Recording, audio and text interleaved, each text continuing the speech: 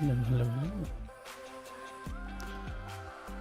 Here I am in the empty room. Let's go.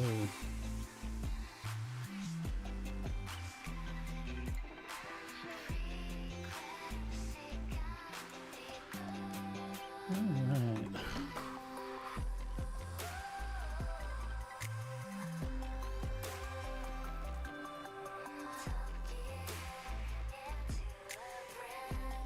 I'm gonna be testing some shit out here.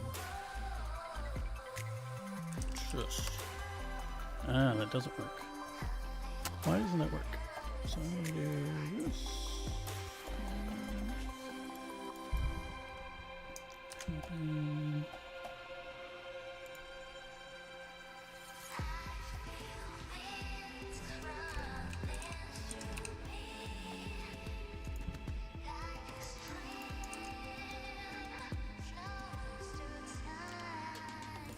Does that work? It does.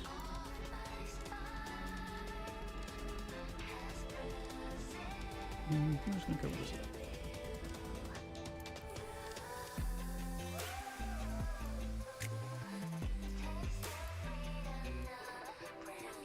This is the ghetto way to do it.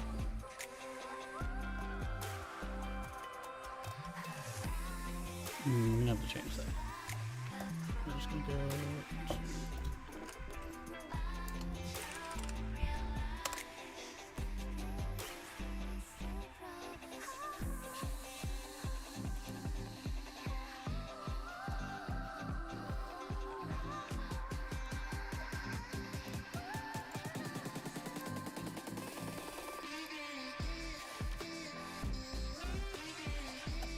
alright, what's going on here?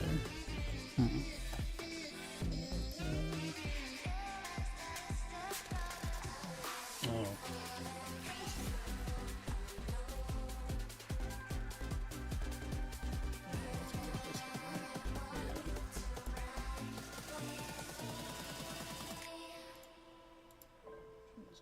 That one, right? It's that one. Export that. Number 2.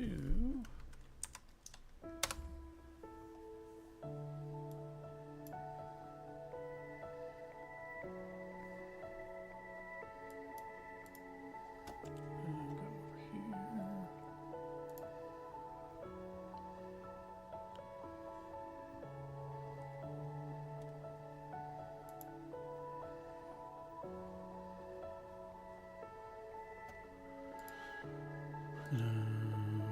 How do I write this? There it is.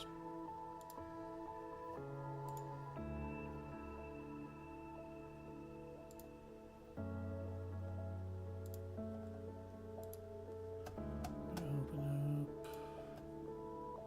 Where's number 2 at?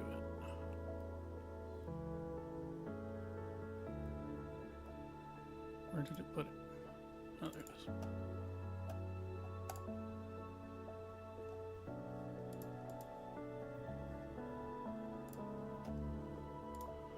Why do you do this to me? There we go. Center. And save. Now that's not going to adjust immediately, I don't think. So remove. Ah, I'm naked.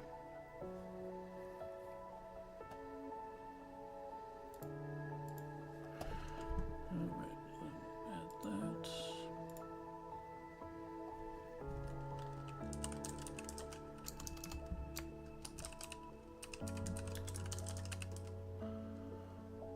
There we go.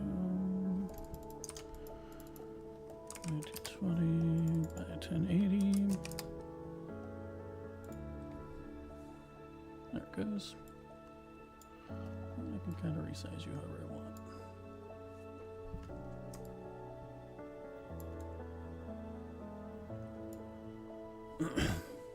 Alright, is that the default size? Let's show over here.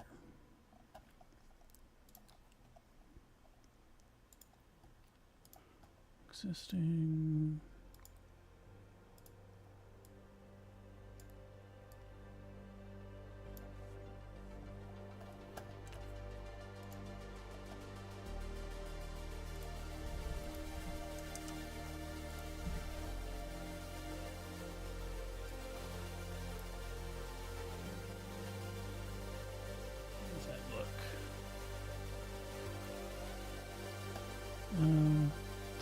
It's butted up against the edge there.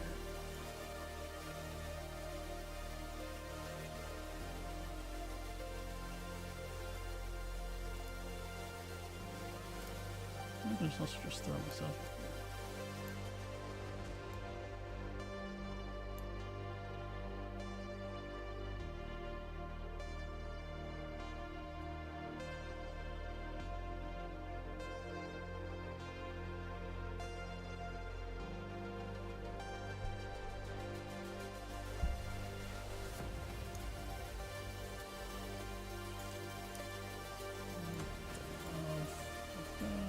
That should do it. We'll cut the top off here.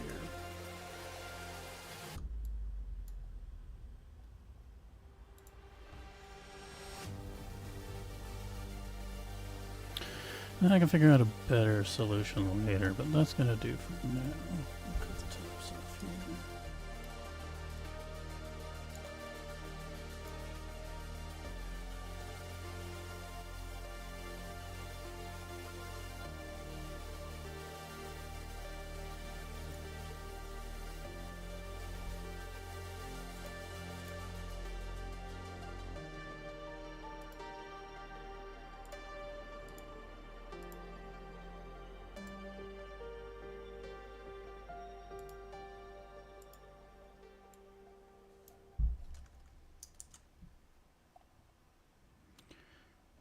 We'll go.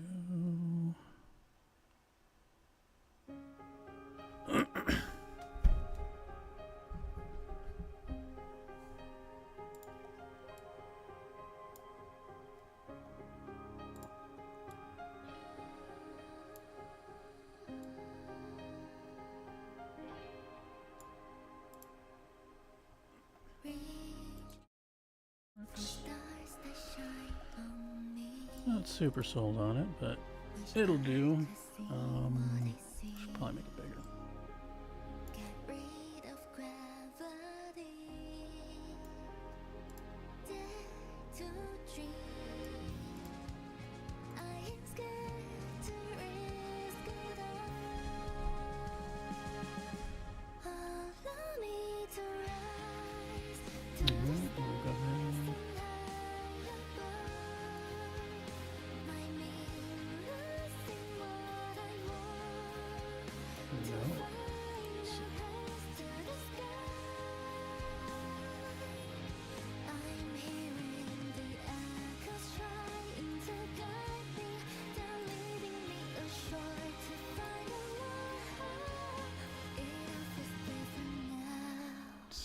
How do I increase that?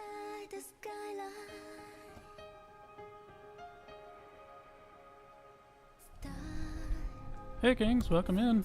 I am figuring things out right now.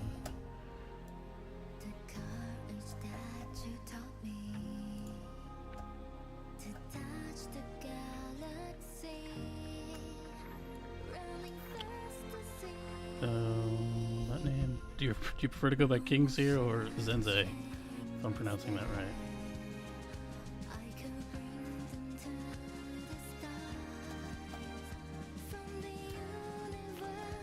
Let's see. It might be on OBS's end. Check.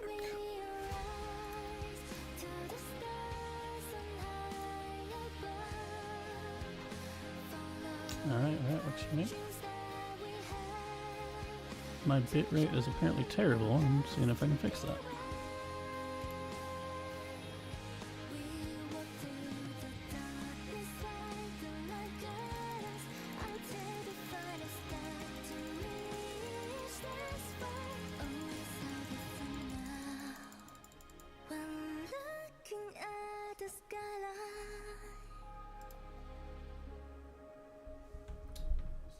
That's what it wants, okay.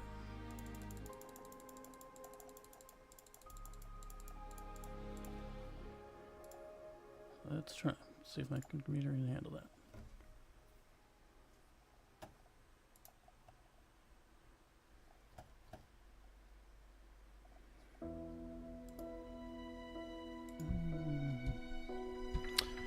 Well, again, welcome in. Thank you for being my first viewer. Today is going to be pretty chill, at least for this. This is, for all intents and purposes, a test stream to make sure things are working okay. If you can respond, just let me know how the audio is, if I'm legible, if the music isn't too loud.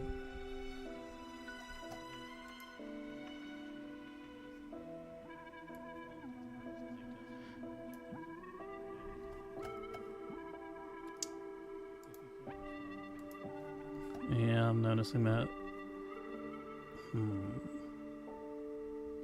Seems there are still quite a few things I need to troubleshoot here.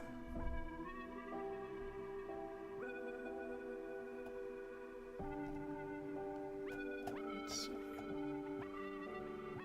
Oh, yeah, we still got that here.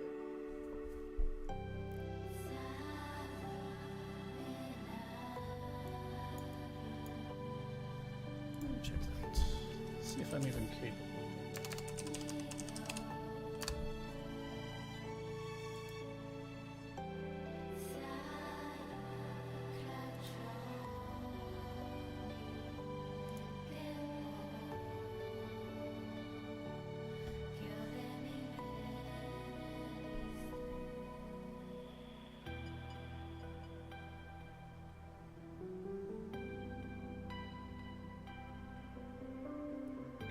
That's not bad, but what about this? This is the important part.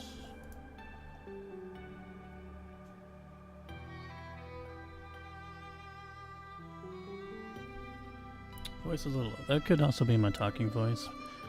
I'm generally a fairly quiet talker, but I'll turn up the mic side.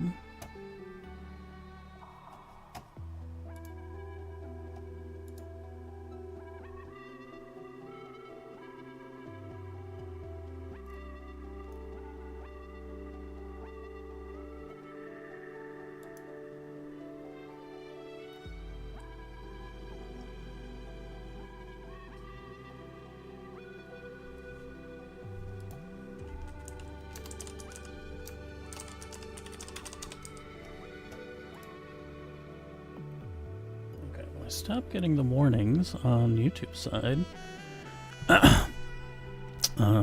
So hopefully that helped the delay a bit.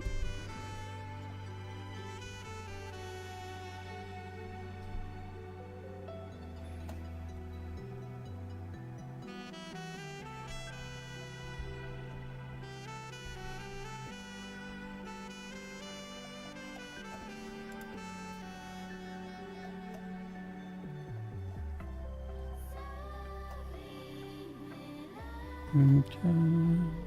Student saying it's okay.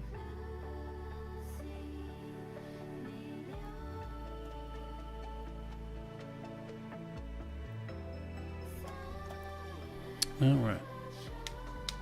So I am gonna try and be up for the live stream, which is at friggin' 4 a.m. my time.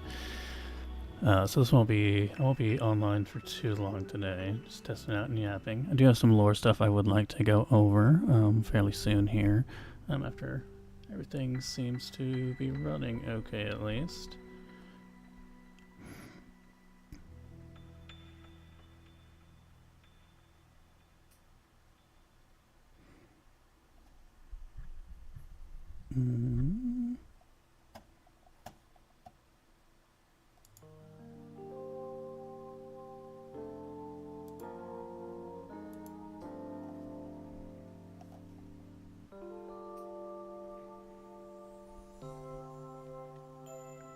And when you say delay, are you referring to like audio, video, desync, or...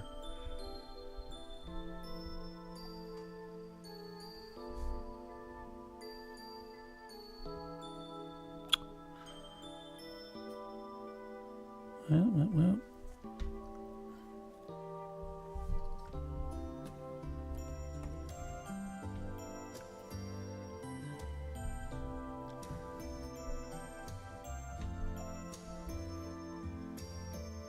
Yeah, let me know. I appreciate you helping me troubleshoot as a first timer here.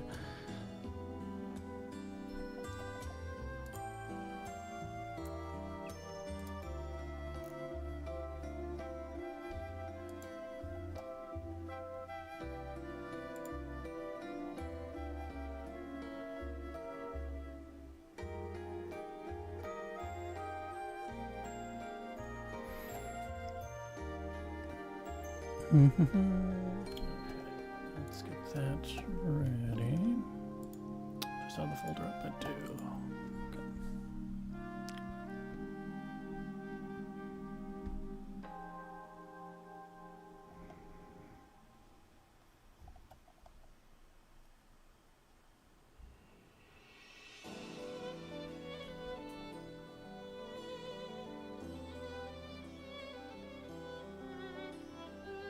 It might be. That might be part of auto moderation. I'm super new at this, so I can't give any definitives, but that would be my speculatory answer.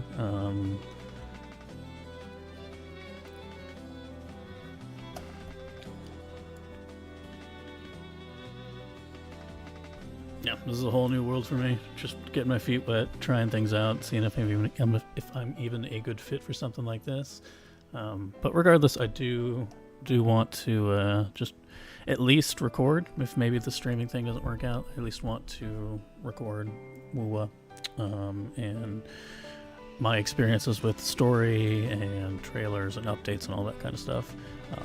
That's the main goal. I just want to preserve my experiences with this, because this silly, stupid game has become more important to me than I ever would have guessed, and I just want to preserve that and have that history to look back on, for both myself, for the community, and for everyone that I've gotten to get to know because of this silly, dumb game.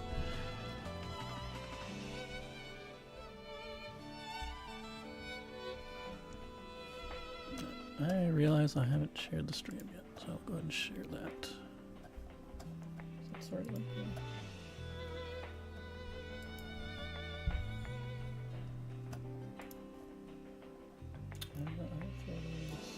guess I'll just put it in general.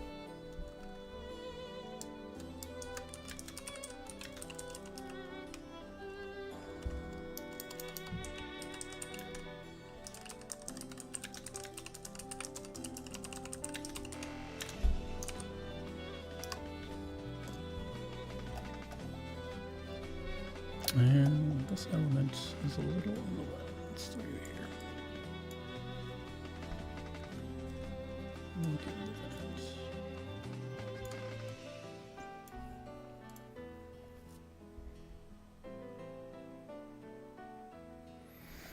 that. For real. I'm definitely excited for 3.2. I don't think it's going to be as crazy as 3.1 is, but I think we will get some pretty meaningful developments.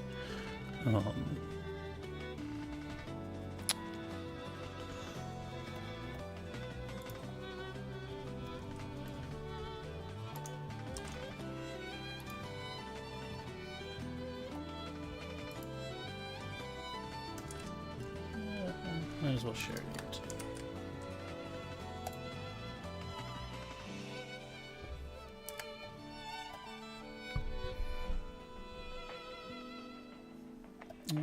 What the hell? I'll throw that link. That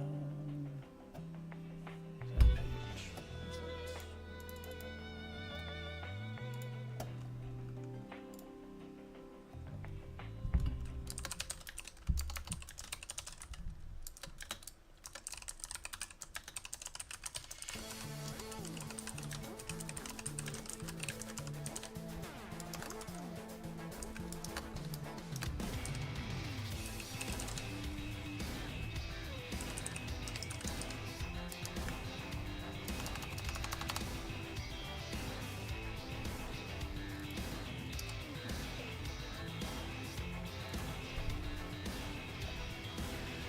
That's what I'm expecting too, Kings. I think 3.3 will be. I don't think it'll be. How do I want to put this? I don't think we're going to get a real conclusion with 3.3, but we are going to get a climax of sorts. That's all I'll say for now on that.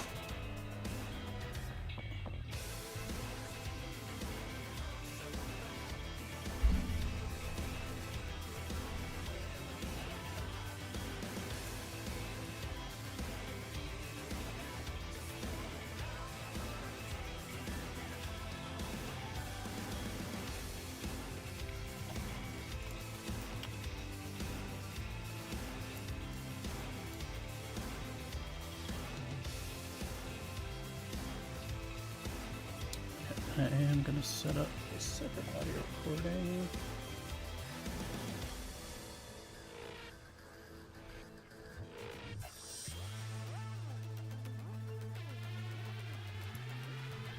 Alright, might as well not get started on this, don't want to waste too much time here. I want to talk about lore. I'm probably going to be yapping for a bit here, but do intend for it to be a conversation, so feel free to chime in. For anyone who joins in to watch, you're welcome to put your thoughts out, and I will respond to them accordingly. But yeah, I want to talk about lore because there was a lot that happened in 3.1 that I've been sitting on. Some of the things I've talked to in various community engagements, and but there's some newer stuff, especially 3.1 Part 2, that I've been sitting on and haven't put into words.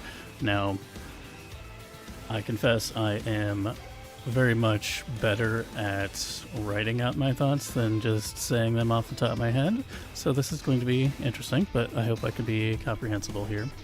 And I don't want to rehash too much of what is very widely out there, stuff with Chisa, all this Chisa stuff that was going around in the first part of 3.1, but there is quite a bit of other things that we can cover here. Starting with some of the newer information in 3.1 Part 2 is the new overseers that we were made aware of.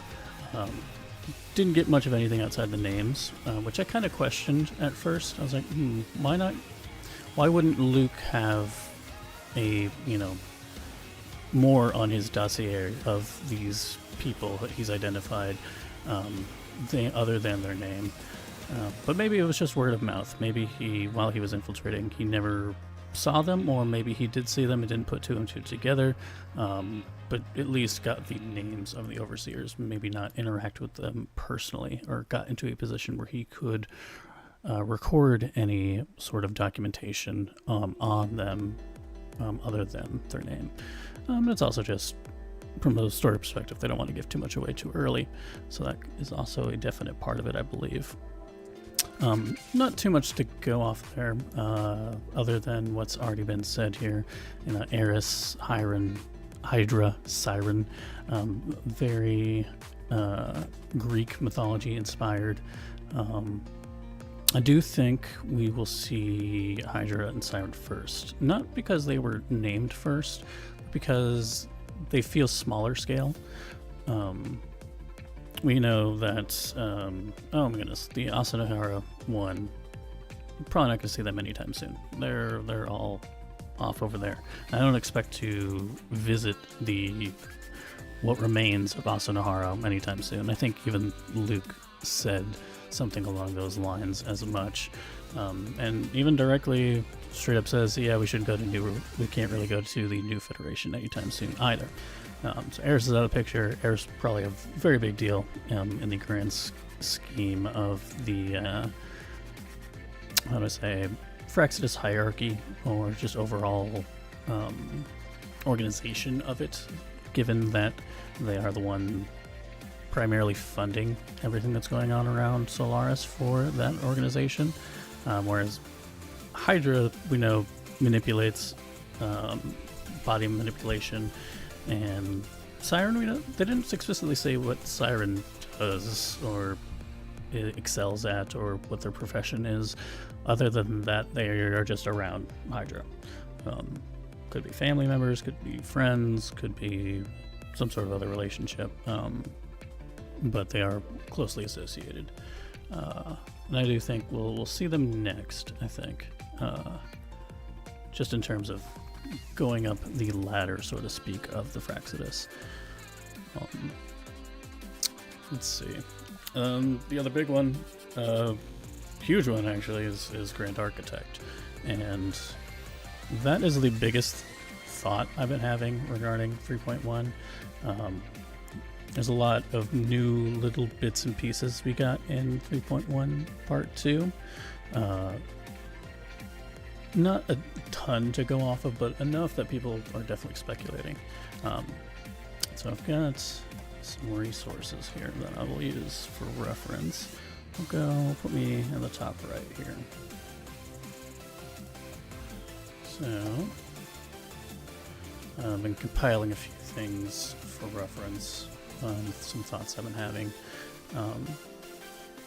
And the biggest ideas I've seen floating around regarding the Grand Architect are, one, they can potentially be from the same civilization, the Hez civilization that Rover is from.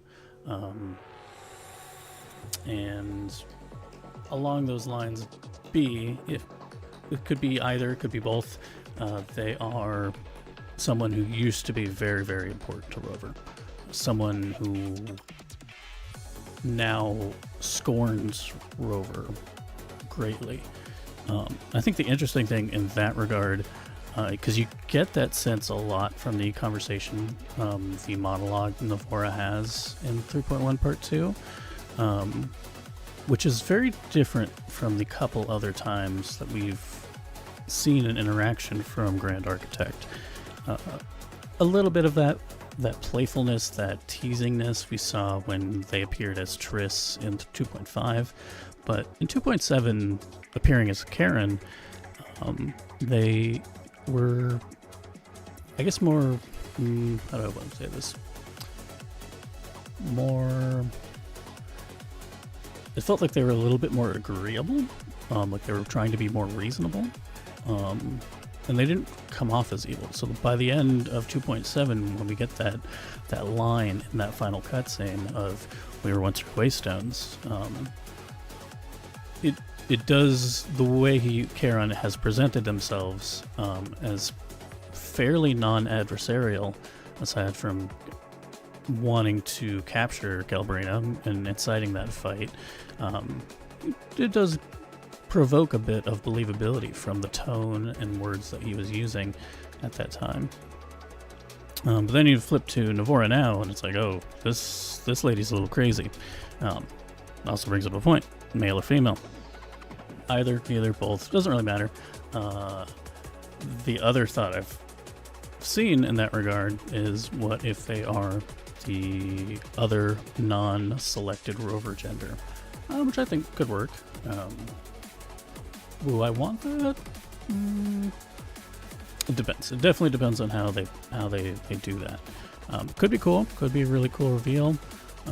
Could have a really good story behind it, especially if they both came from the High Civilization and they both kind of had a breaking point in their relationship at some point.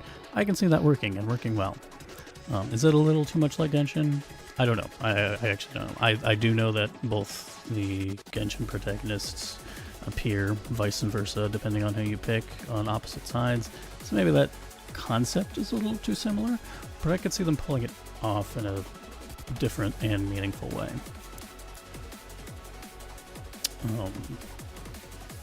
But yeah, as far as the tone, I can definitely see where scornful Navora is coming from here, and where that idea of a scorned partner, maybe even scorned lover, family member, something along those lines, someone very important to Rover in the past, that is now completely at odds, completely is on a different direction, destined to cross paths and conflict, but is almost wants to see Rover suffer, which then goes into the scene after that where Luke mentions that the damage to the Pjarter Wood seal is intentional. Intentional is an interesting word choice there, because it can come off as a couple different ways. I think definitely the most literal way, the big bad, the big thing that the Fraxidus want is to access Aleph 1. Hey Zay, you catching me mid-yap here? How's it going?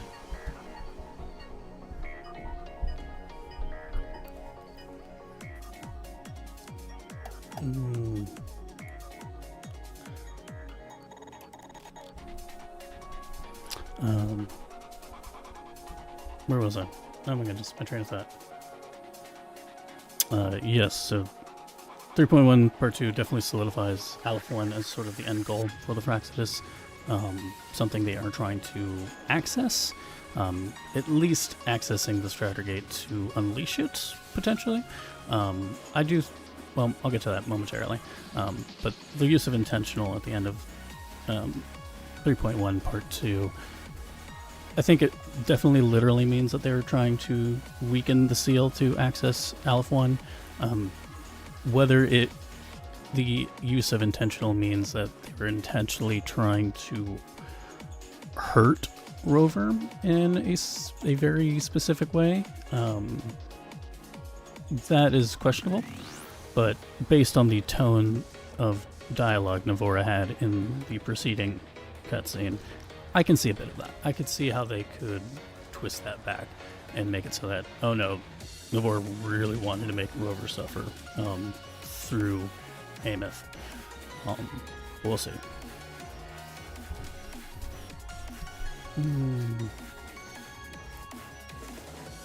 Gotta remember to pause before I go rapid fire.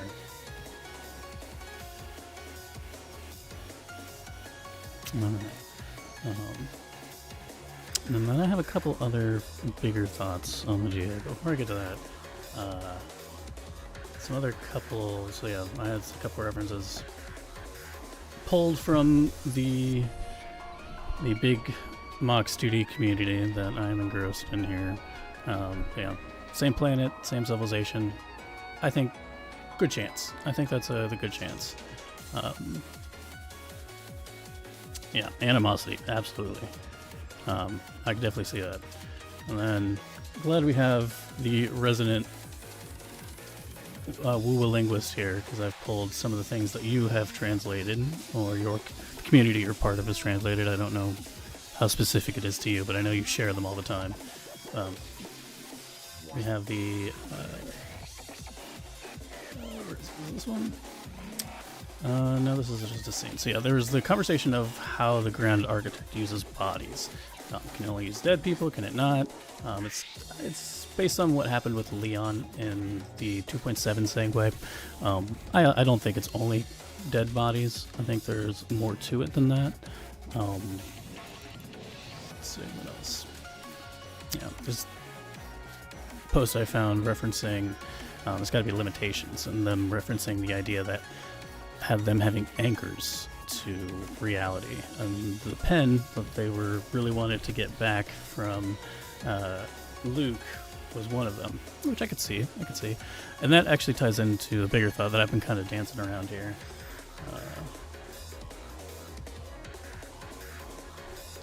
Yeah, definitely see it. So the big one of the big ideas I have for Grand Architect that I've been dancing around a bit is it could be either, it could be both, it could be none of it.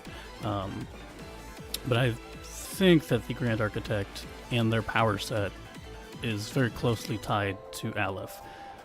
If not Aleph directly, then very closely tied to Void Space. There are a couple of things that kind of really made me think that are after Luke shoots Navora in the head, the way that bullet hole closes, it's got the purple void space look to it. And then as they're going to leave, they have the line, "I wish you a happy past, present, and future," which many have attributed to be a Truman Show reference, which I could see, absolutely, but I think there's a bit more to it than that. I think they're very closely tied to voice space, especially even in the cutscene they show Navora switching forms and popping all over the environment instantaneously, similar to how Amos did in the cutscenes where she was describing void space.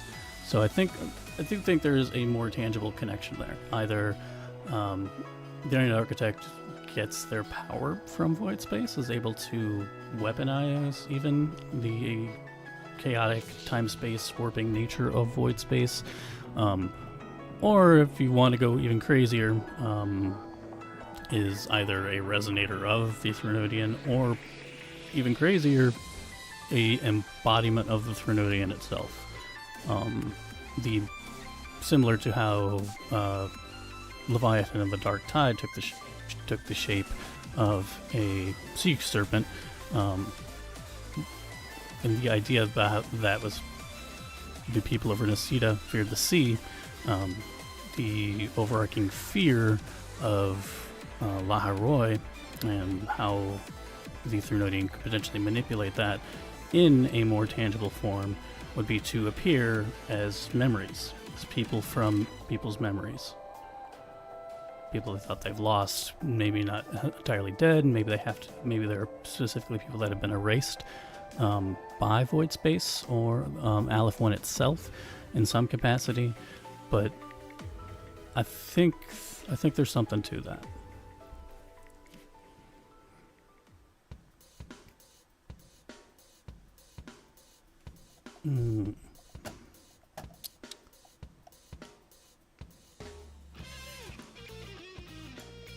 Let's see.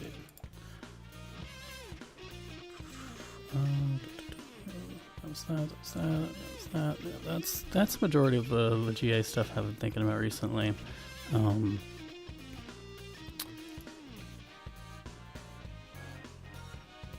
True, yeah. And I've also seen mention, it was through this post that Zay translated, of the architect potentially being an instance, which would tie into coming to Solaris with Rover, if that were the case, because we don't know who the solar instance was. And especially if they were that interested in the Etheric Sea and its spread, then there could be the correlation there as well. Kings, I'm going to say this, well, there's a video I watched, I'll put it in the server momentarily, it just came out today. It's by a person named Oofy TV. I think you would, given how much we've talked to Lore, I think you would really, really appreciate it. Actually, I'll do that now.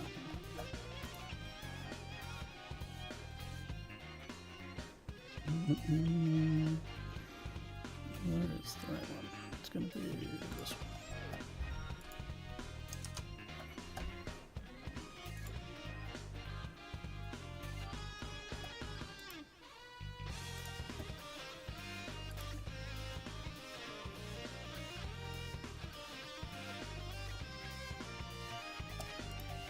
One sec.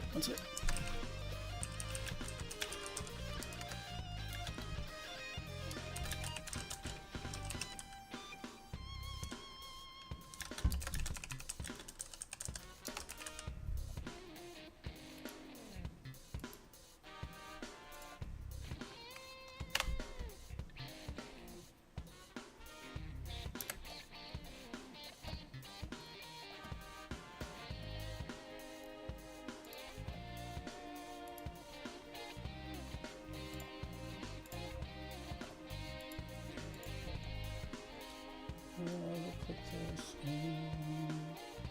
I'll throw it in the video channel. Yeah, if you got a moment later, definitely check it out. Very, very cool. Lots of similar stuff to what I've been talking about here, especially when it comes to the whole of Solaris, the purpose of it. I'm going to get into a post here momentarily that correlates to it quite a bit. And it was a post that I found in the server that I wasn't 100% sure if it was real. I liked it, but I wasn't sure if I bought it. And then I watched this video by Oofy, and I was like, oh, okay, I can see a lot of this being true. In fact, I'll just go ahead and get to it. It's really good. And I'll go ahead and read through it. I'll pull this up. Okay. This is a big one. This is pretty all-encompassing. They probably saw this at some point. Check this real quick.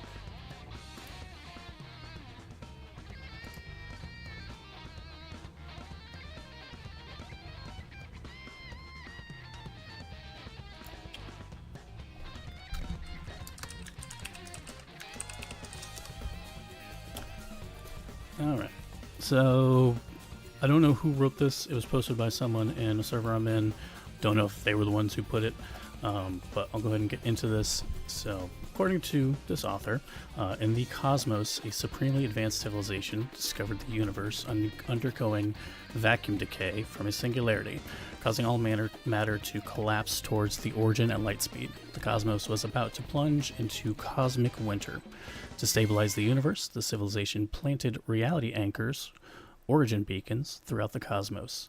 Other civilizations, unable to comprehend their actions, likened them to farmers planting rice seedlings everywhere and thus dubbed them the He, which is Chinese for rice. At the decay's epicenter, the He civilization discovered a planet where both the planet itself and its life forms could maintain a superposition state at the macro level, rendering them immune to vacuum decay. They named this world Solaris, or Sol 3, hoping to transform themselves into a frequency state to evade decay. Yet vacuum decay altered the very laws of the universe. Matter ceased to govern reality. Consciousness now shaped existence. The collective subconscious projections of evolving civilizations gave birth to entities imbued with destructive intent like the Threnodians. Threnodians soon proliferated through the cosmos, threatening to emerge within the He civilization itself. Despite numerous attempts, the He civilization could not prevent the emergence of the Lament on Solaris. Time was running out.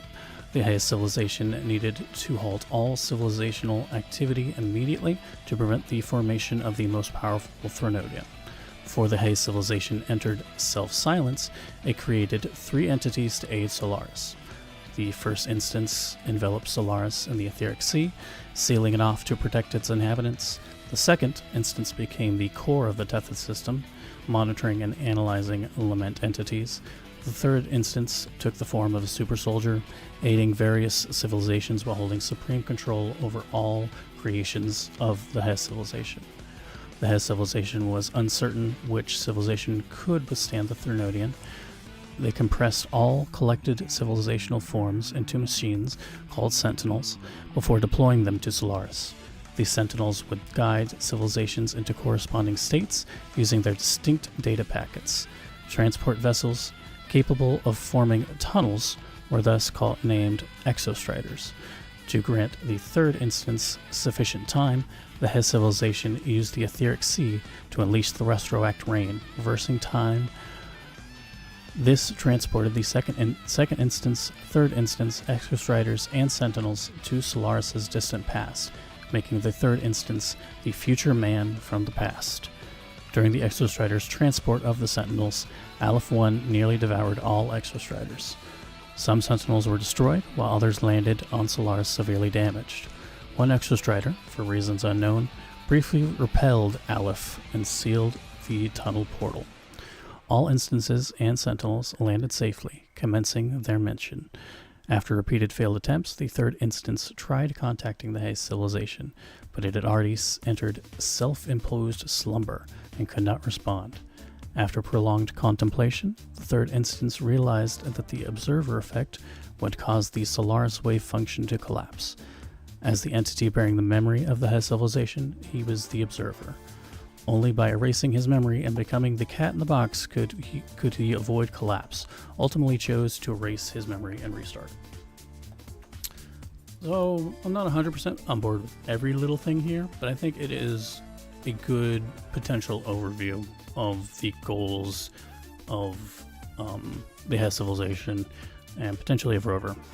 I think they may have mixed up the order of the instances, because it's been a while since I played 1.3, and I definitely want to revisit it in the near future, but I thought that Shorekeeper was the first instance.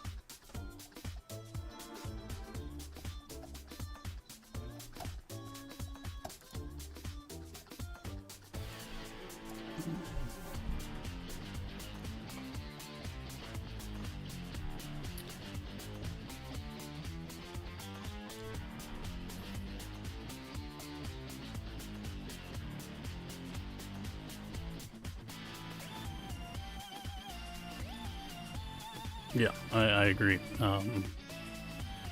And in the video that I posted, one of the big things that they refer to is that the purpose of the etheric sea is to A, shield from the imposing black hole that Solaris sits on the Wuthering waves of, but it also serves as a containment so that things inside Solaris can be experimented on and be iterated on.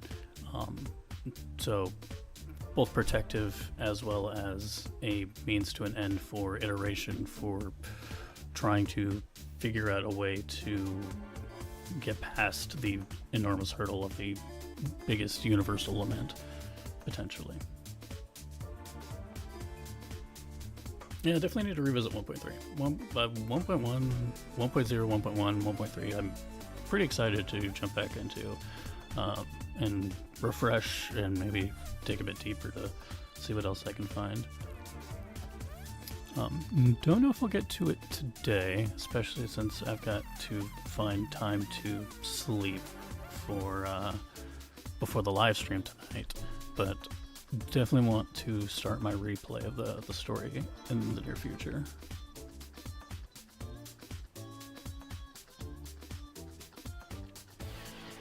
Yeah, it's kind of crazy. Things are coming together. People are figuring stuff out.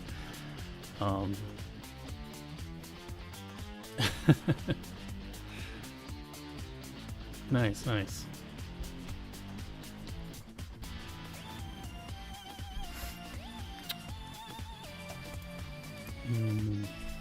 Now, the one thing it mentions here, planting the reality anchors, origin beacons. I was curious what they meant by that. If that is something akin to the Nexus beacons, like literally, or if it is something like the Tethys system serving as a beacon. The latter would make a bit more sense to me, given everything that Tethys is capable of, and that it existed before Rover and Shorekeeper.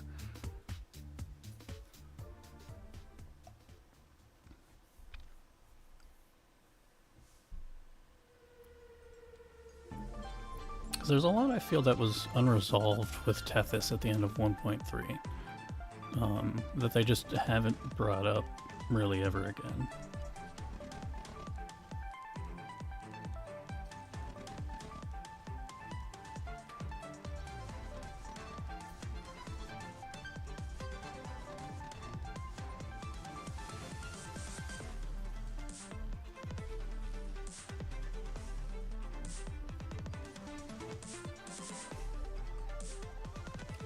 Okay. Let's see, what else we got? So that's... do that next. So a couple other topics I want to touch on here. A couple of them involve other Sentinels, potentially.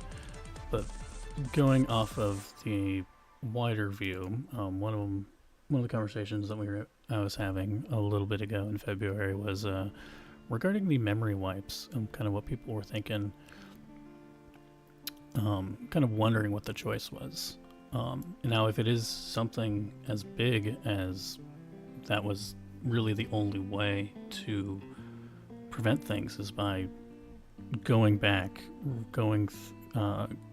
removing the memory, going back and basically resetting the instance of the Solaris. That would make sense. That's a really big deal. Because ultimately my thought is it can't be just as simple as him wanting to go home. Girls buying their time. I bet that's how it goes, like you mentioned with Luke knowing so much. Yeah, they're drip feeding, absolutely. It's a fun drip feed, man.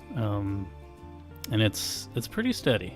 Like, we get little bits here and kind of in areas we don't expect. Like, I didn't expect Grand Architect as soon as 3.1 Part 2.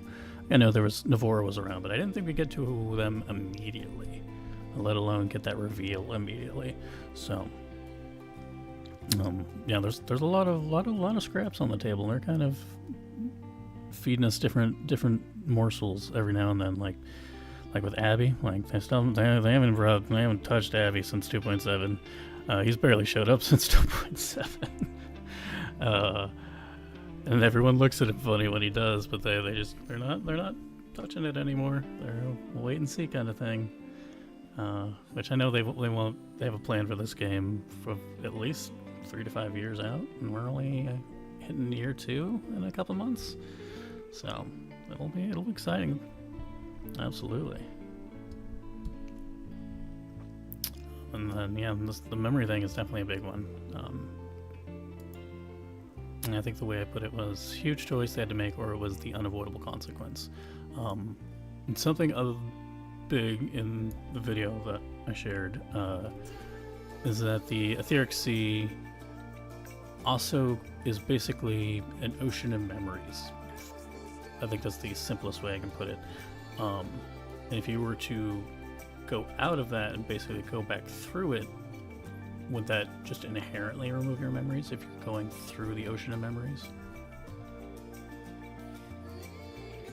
Yeah, in the survey I was asked about how did I like the following character's performance. I chose Abby and said, where he at? Yeah, for real. He's been hiding. He only pops out. He's like, oh no, your frequency. Yeah, don't look at me. I'm gonna go back into your hand now. We'll talk about it later. I still promise. And yet he's suspicious of friggin' Nami-Pan.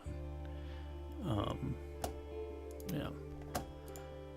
Speaking of Nami-Pan, kind may potentially. I'm still sus of Nami-Pan.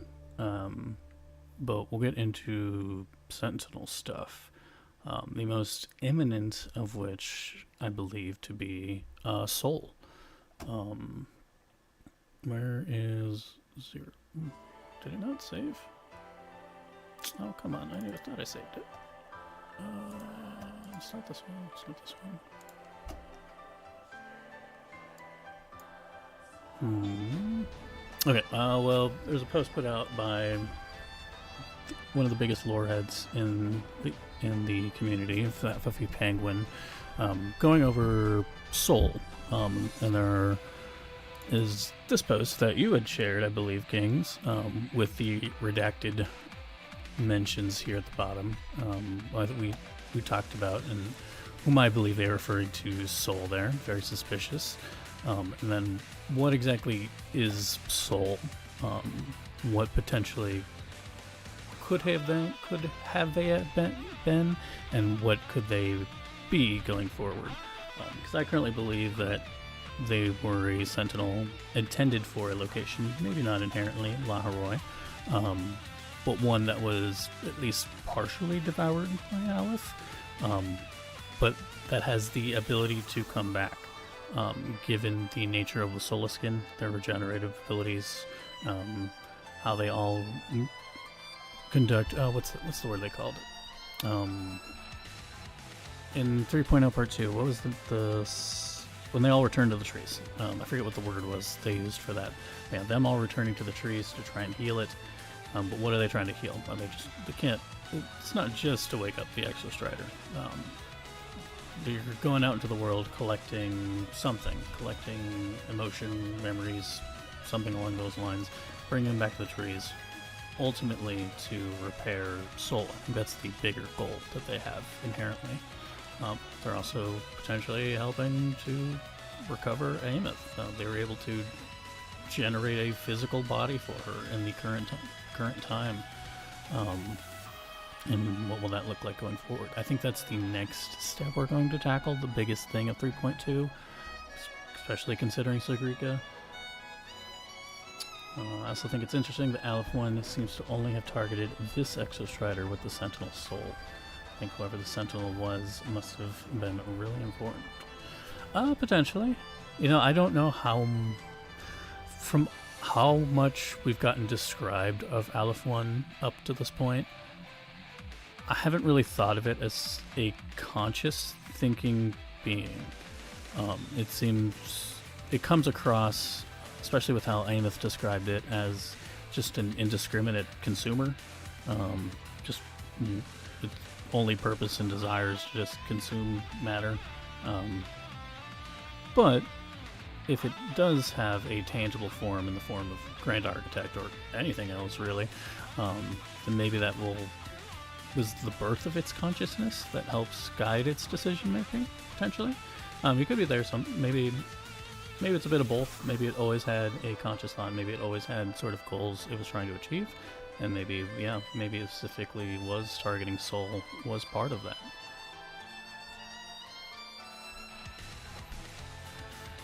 But I think we'll get more answers on soul in 3.2 for sure.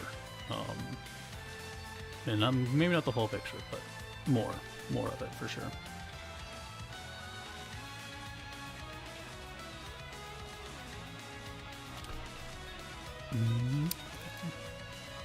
Anything else regarding that? Ameth itself could be the current form of Ameth. The emptiness could be a vessel that they want to place soul into, as either another Sentinel Resonator in the new version of Ameth, or as the Sentinel itself, perhaps. Option. Spitball in here. Feel like there's a lot of ways they could do this, especially with the ideas and concepts of generation that can manifest in all kinds of ways. We'll see. The other one that's been talked about is Prometheus. I know I've talked to in a bit in the server, but Prometheus potentially being the Sentinel for the New Federation, which we'll go to eventually. And how the New Federation has been described, and which one post was it in? Yeah, this one. As we know, they're exploiting their Sentinel. Yeah, that's what the word I was looking for there. Prometheus, of course, gave fire and enlightenment to humanity, but was eventually punished by the gods. So I think they will. I do think Flat Flippy Penguin here is definitely on the right track as far as what that New Federation Sentinel thematically could look like. How that will take shape, I'm not sure. I had a couple musings about it, potentially being either more a direct reference with the Sentinel and its potential Resonator being forced to link through force resonance that New Federation is known for, but how that Resonator specifically would either come to terms with what New Federation is doing to Prometheus, or maybe they would start out wanting to exploit Prometheus as well, and they actively chose to become Prometheus' Resonator, but maybe over the course of time come to empathize, sympathize with it, and have a change of heart, something along those lines. I feel like they would go with. Just wild speculation at this point. The way Ameth described its hunger made it seem like it was sentient, but could just be a writing choice. Okay. I don't remember specifically how to describe it, but trust you on that one. Yeah.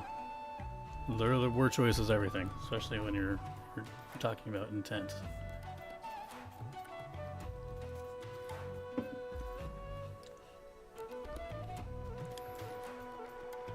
And I can see the consciousness of it sort of coming to light in its design, specifically in the couple of moments that it has shown itself to Rover. It's that big eye opening up and literally looking straight at it. So I can see that as like sort of it targeting what it wants.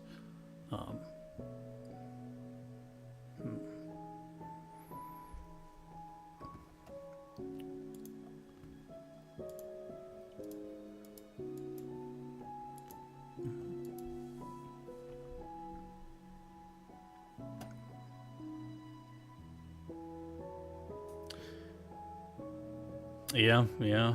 I know. There's some people out there unhappy with the Eon localization and sort of the liberties they take. Hello, Yeet.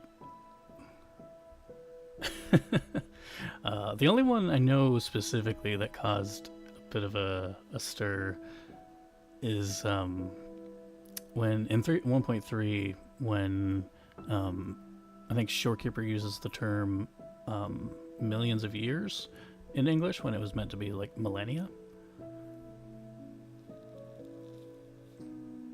I'm sure there's others, but that's the only one that comes to mind.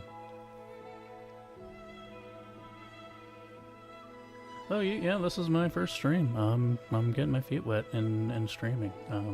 Talking about Wuwa. Gonna be playing Wuwa later. Doing the live stream tonight. Gonna be doing a variety of things I think over time, but Wuwa will definitely be sort of the home that I come back to for content. So yeah, that's what you're in about. We've just been going over all kinds of lore stuff, talking about Grand Architect, Alpha One, Mammoth. All the crazy stuff that's been going on and speculation about where it might go. Thank you for joining.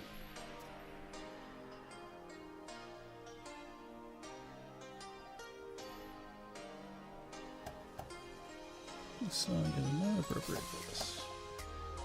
Let's do...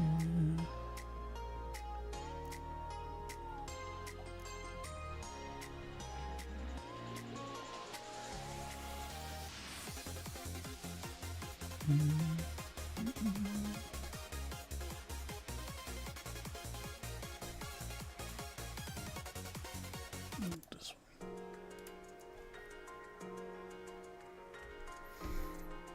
one. Okay. The other big one that is more recent, and I know Kings and I have talked about this one, is Miko. What is the Miko? Why does it keep referencing? So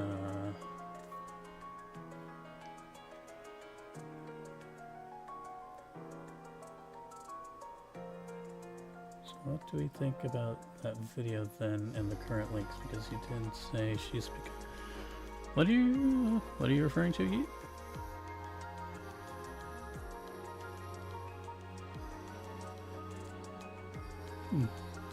I'm not sure what specifically you're referencing right there.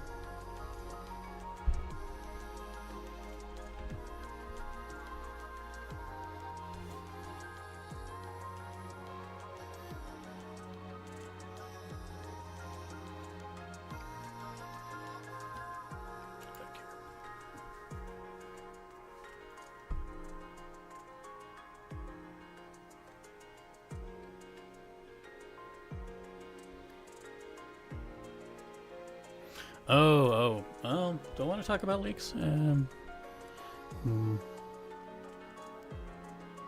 I was about to talk about Miko, so there's kind of no avoiding it, because I have seen leaks. I don't want to...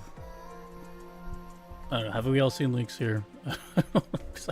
I've seen shit. I don't want to talk about it if there are people here that haven't been exposed to them. I did not actively look for them, but they always find me. I avoid them as hard as I can, but they keep finding me.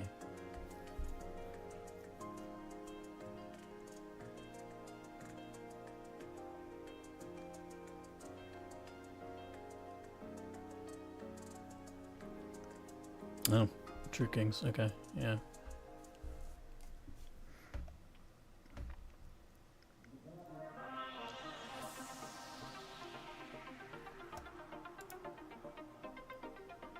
Wait, Eat, are you Chaos in the server? I'm not recognizing the name, but I'm recognizing the manner of speaking. Just want to make sure I'm correct on that.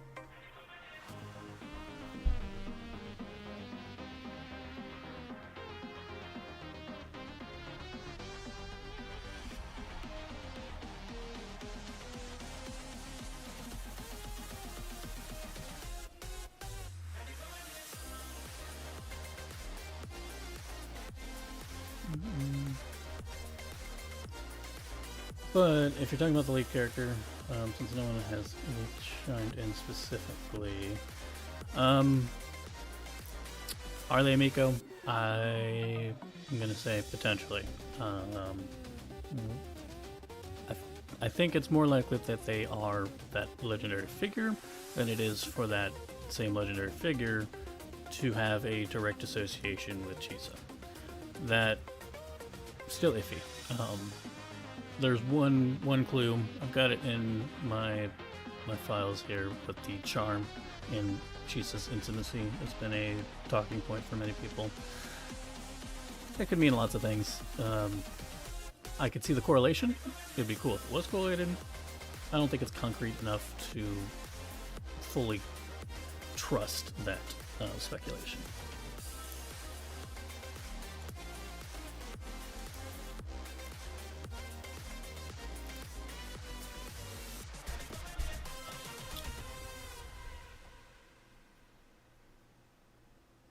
Oh, there we go. Why is my chat being slow on one side, but no, it's fine on the other? Strange.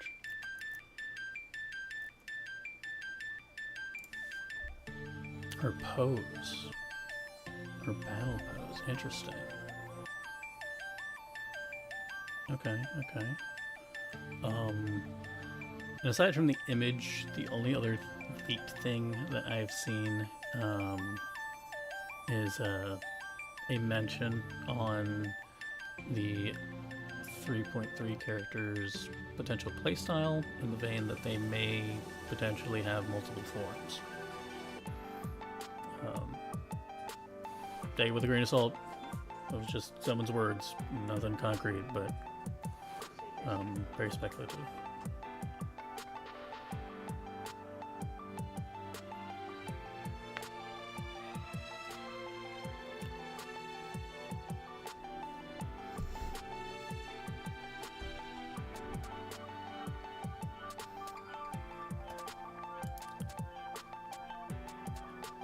Yeah, that's most of what's been in my brain, lore-wise.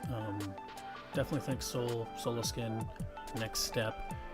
Beyond that, how Miko plays into things, I don't know. That's the other big question. If what Life Lessons had put out has any merit to it. Space-time warping stuff, getting Rover out of the current loop that they're in may have things to do with that. But I can't think of anything else, and much else on that specific regard at this time, and how they're involved. Why, if they are related to Chisa in any way, shape, or form, then what purpose does that serve? That's my biggest question.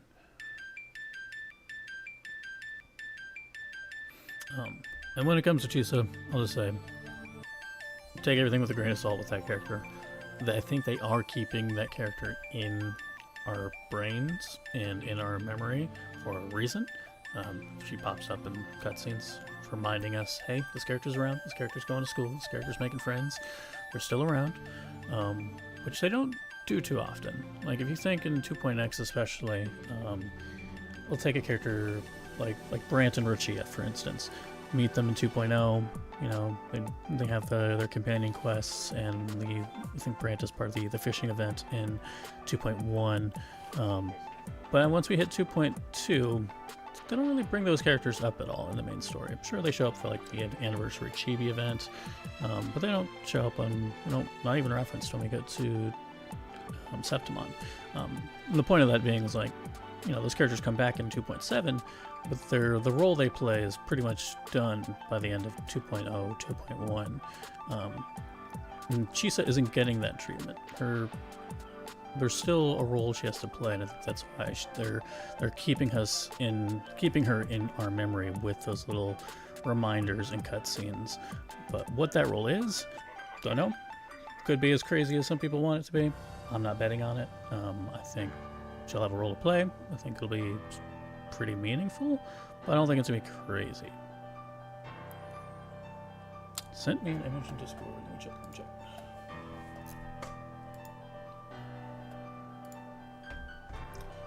Alright.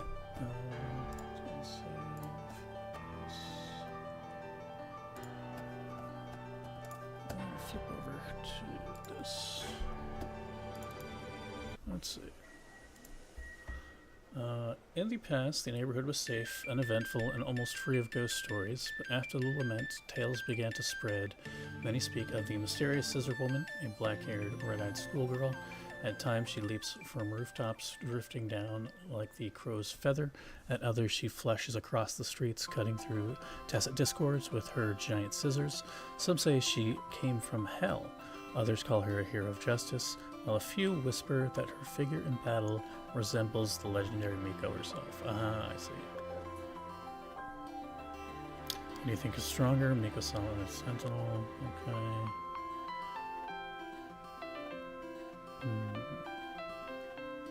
Pushing through the pain of overclocking and mastering death clawing at your spine. I spy with my little eye. Yeah.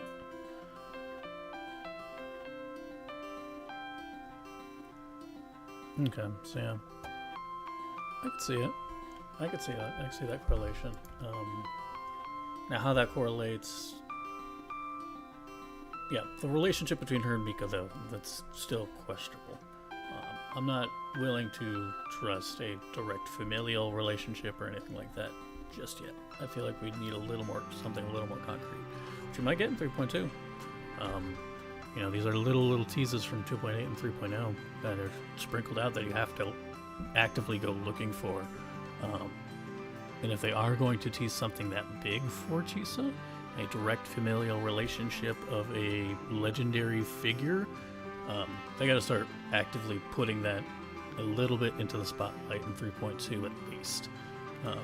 Don't think there's room for it in 3.1. I'm not saying they should have done that.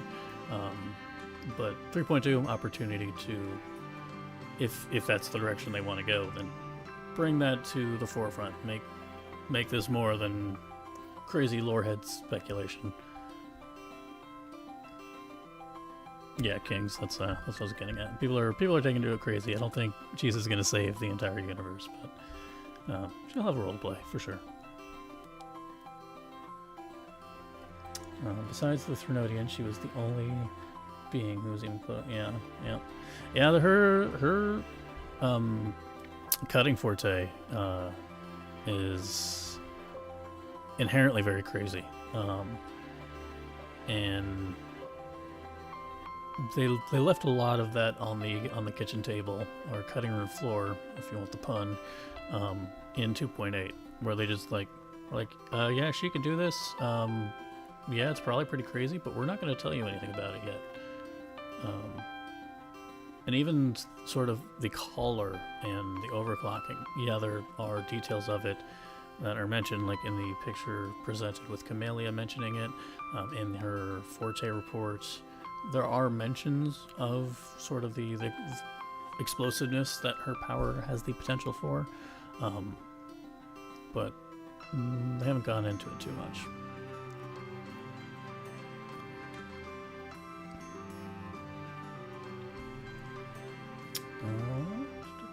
Yeah, I still don't buy it entirely, but this caught my eye. I was arguing against her relationship to Miko, and I got hit with that, which made my finger as an eyebrow. Yeah. That is something, that is the most direct thing that I've seen.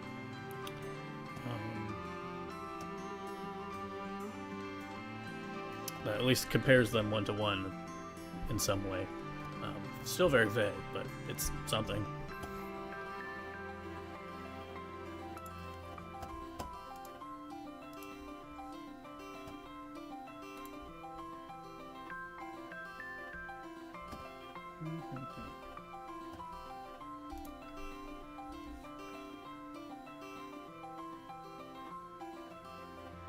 Yeah. Well, I mean, even the trailer tonight we'll have some information. Very much looking forward to see just what the next step is, even on that base level. You know, what the next step for Rover is after. You know, Luke is telling him to take it slow, take a breather, refocus. Don't. But then gets super pissed off at the very end. So. What is the next step for Rover? What is the next step towards... I guess their ultimate goal right now is to get through the Strider Gate. I think that's a bad idea, but we'll see. What's the next step? So, I expect current Imyth, I affectionately refer to her as Shelmyth, just for sake of ease, is going to be brought back to the front as a way to try and help maybe bring back some of her frequency. Consulting the Solace Skin, going back to the Bjarter Woods, maybe investigating where that seal was broken, see if we can find any clues to see what was used to try and penetrate it. Maybe, I don't know, it's 10 plus years ago, so maybe there's nothing there, but I feel like we'd head that direction. Bring forward more clues about Miko, if they are truly what's coming next in 3.3. And yeah, I'm looking forward to it.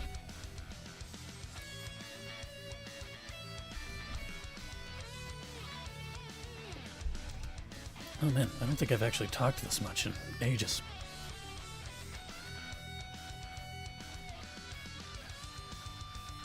Mentor would make sense. I can see that.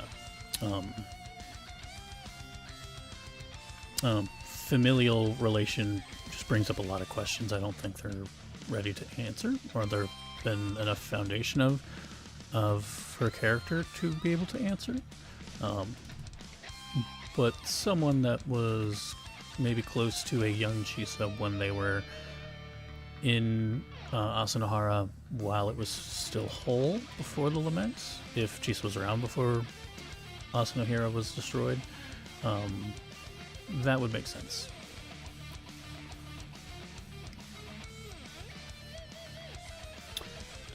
Let's see.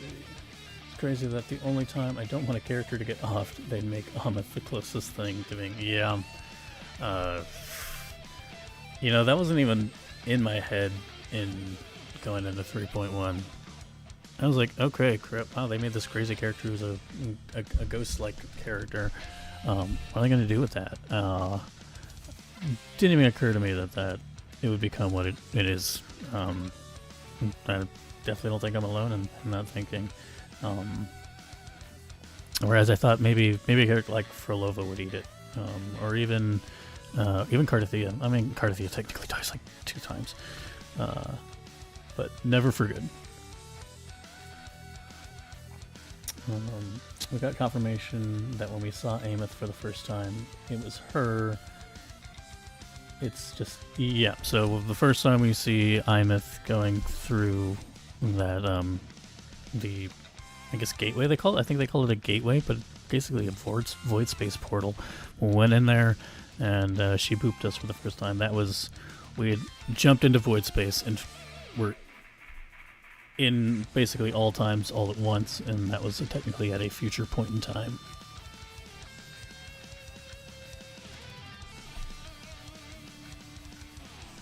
And why when we bring it up at the beginning of 3.1, she doesn't remember, because it hadn't happened yet to her.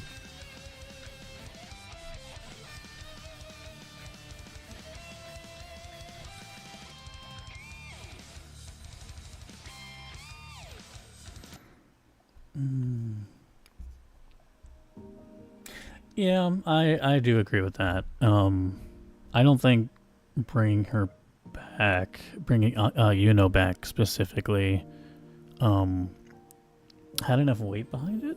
I thought it was really ballsy what they did to Yuno at the end of 2.6 Part 1. I liked 2.6 Part 2, but I don't think there was enough meaning or purpose behind bringing her back.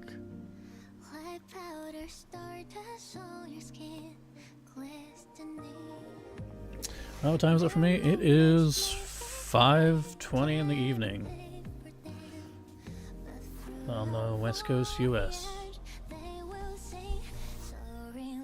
Which means the live stream is 4 a.m. for me. Oh boy.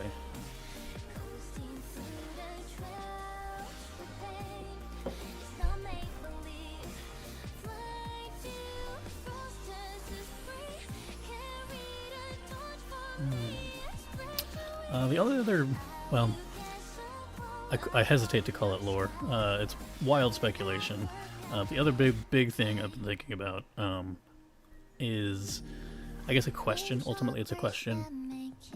Will, at some point in the timeline of, and lifetime of Wuthering Waves, will we see Rover go through another loop? Like, will we see the end of one of his loops in the beginning of another loop of the entire thing. His entire journey on Solaris, will we see him end that and then return to Solaris in a new iteration of it? I'll let that question sit for a moment. See what you guys think.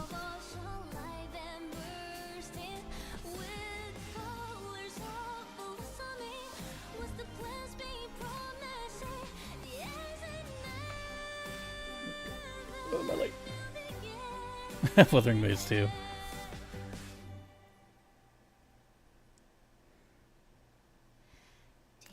Didn't we just do a second version of Cardathea because we off Cardathea to bring her back, and then Yuna was supposed to be dead?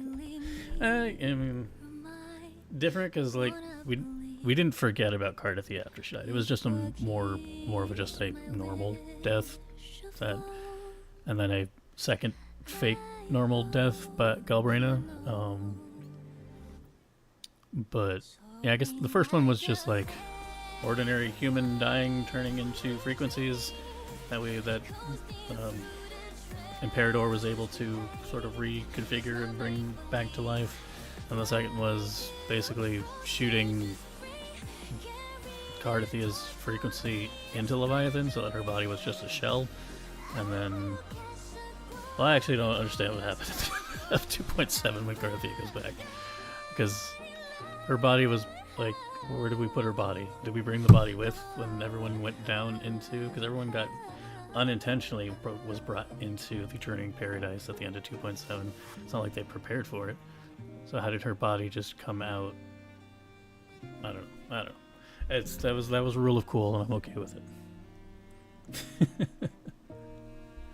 So okay, so to now that I pose the big will we see Rover do a full loop question, the answer to that I've been thinking of is twofold. One, I think we have a pretty strong potential to see it maybe even sooner than expected. And I think the big thing is crossing the Strider Gate. If we are successful in crossing the Strider Gate, the fuck even happens then? One result of that may be we're not meant to leave. Maybe there's something in our frequency, in Abby's frequency, in the Etheric Sea, that prevents us from leaving the planet as part of our mission or as part of just our general body structure, and it loops us back till we drop back through the planet again. I don't think we would lose our memories in a situation like that, but I could see something like that happening at least. How plausible and likely is it? Iffy. This is all wild speculation, but it is a potential ramification. And that's the other thing. How do we beat a black hole? Like, we're so dedicated to get through the Strider Gate, but like, then what? Extra Striders are just have delivery units.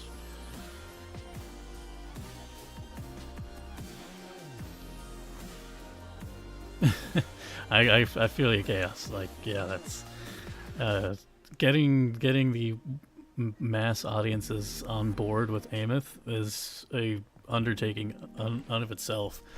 So I don't know how much more they'll play around with time. I mean, the whole theming of the game is black holes, space-time, so maybe they kind of have to at some point, but you do have to make it digestible. I think they were mostly successful with Imeth on a broad sense. Like, people are crazy on board with that story. But you just gotta make sure your writing's on point. You gotta make sure your emotion is on point, because if the logic of the story plotting isn't making sense, at least the characters and emotion can maybe pull you through to the other side. For just speaking for general audiences here, I like the complicated stuff. I eat that shit up, but I know that not everyone will. Absolutely.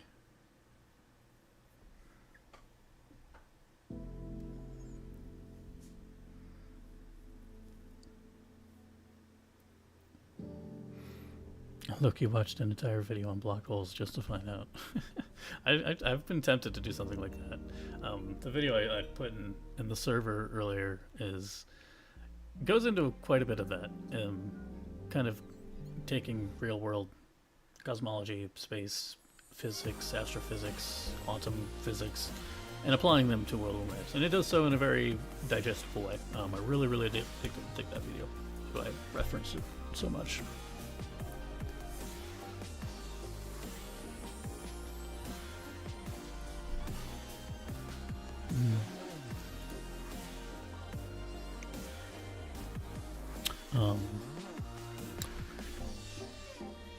Correct me if I'm wrong, but Chisa's ability cuts through time and space, with her seeing threads of fate.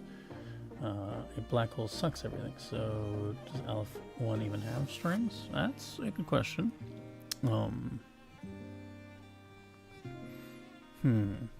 That's a good point, actually. If it is nothingness, then she wouldn't have anything to latch on to cut. I understand that point. It's a point well made, I think. Now I'm thinking of a solution to that. Basically, someone would have to go in to the black hole that has a thread that she could tangibly see, and then she could make an estimated guess on what to cut from there.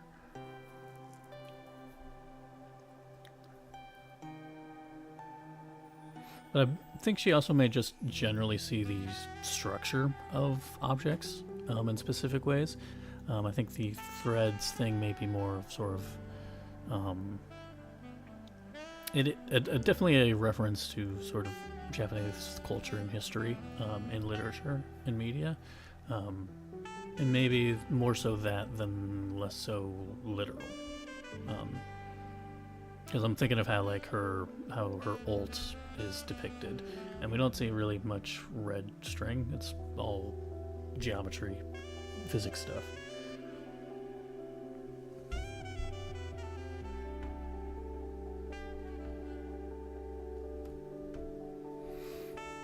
We have to keep in mind he's also a Thernodian, so that means he is like a godlike black hole.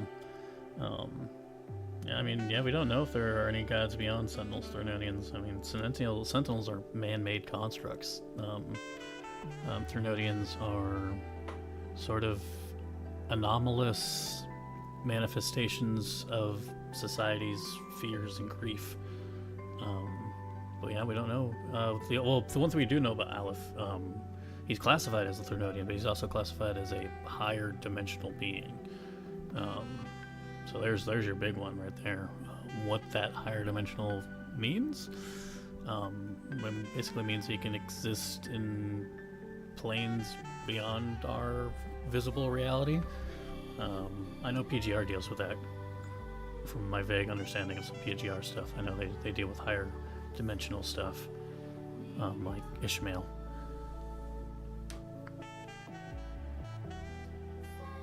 But I guess just a warning, like if Wuthering Waves keeps going at the pace and at the current trajectory it is going when it comes to sci-fi stuff, I think things are going to get pretty complicated. And a year, 2, 3 years down the line, like PGR is kind of inherently complicated at the start. But I think Wuwa was going to get there too.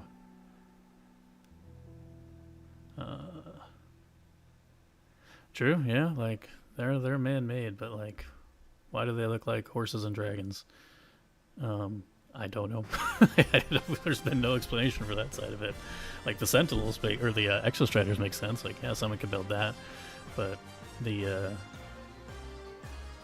why a Jue's a dragon? My best explanation, based from what I know of the Sentinels, is that at the start they're basically just like computer programs that are able to manifest in specific ways. And I think they take the culture of the region and build on that. So when Imperador, was first starting Renacida, they probably didn't show up as the horse immediately. At least that's my guess. But they took on the beliefs of the people and then turned that into a manifestation of a horse that people look up to. That's on its own. Yeah. That's just a guess, though. because they are essentially computer programs.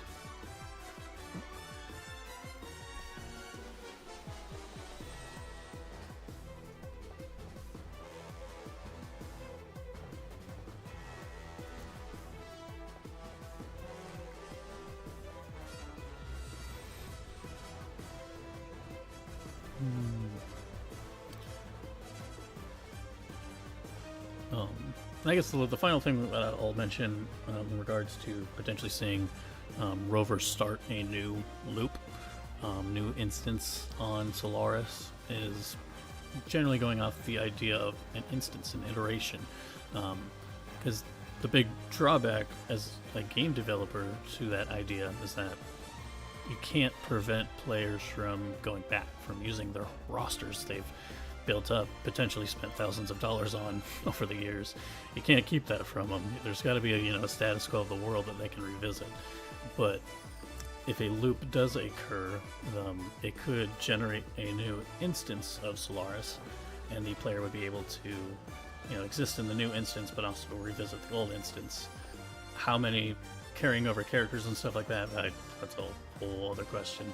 But that's at least a loose solution if they were to want to show us Rover going through the reset, how that works, how that looks like.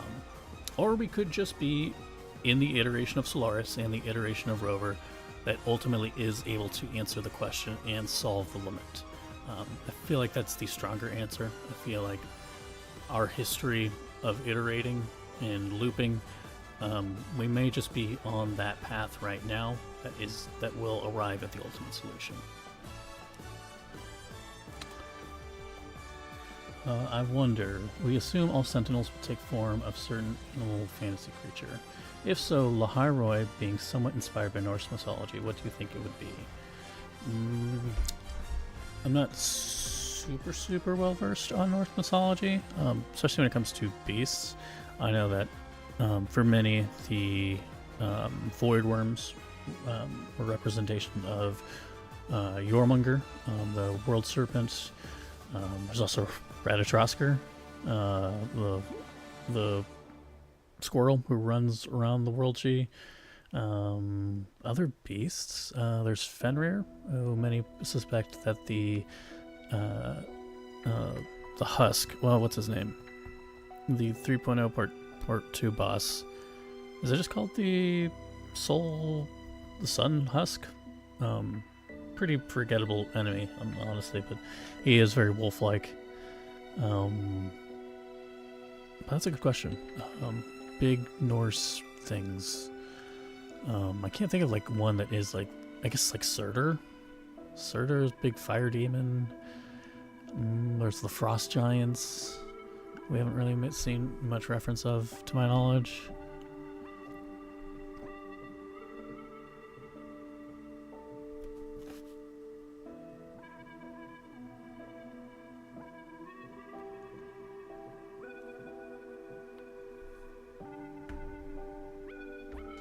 Reactor Husk, that's what it was.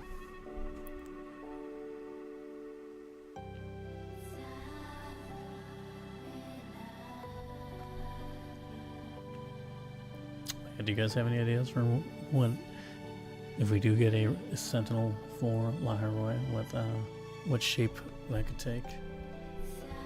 Form, rather.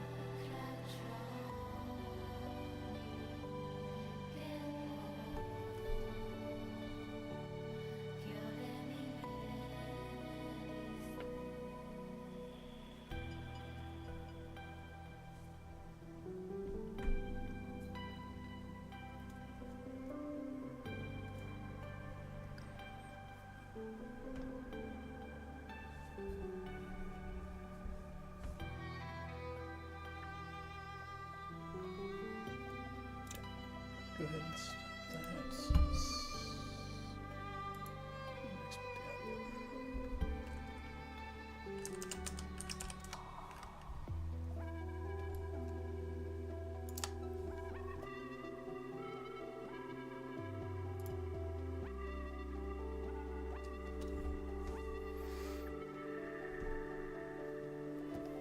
Where must you go?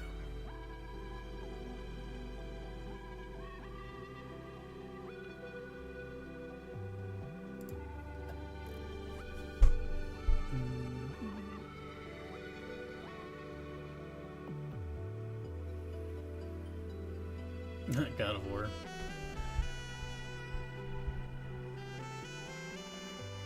It's the only. I mean, interesting. Like, I definitely don't think he fits the aesthetic of Wuthering, but I guess then again, what's her name?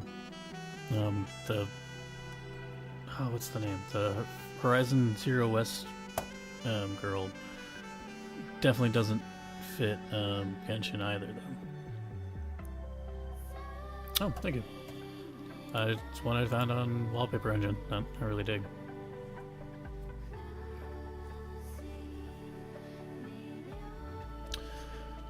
Whew, okay, I think I got all of the lore thoughts out of my brain, at least for the moment. I'm definitely looking forward to more.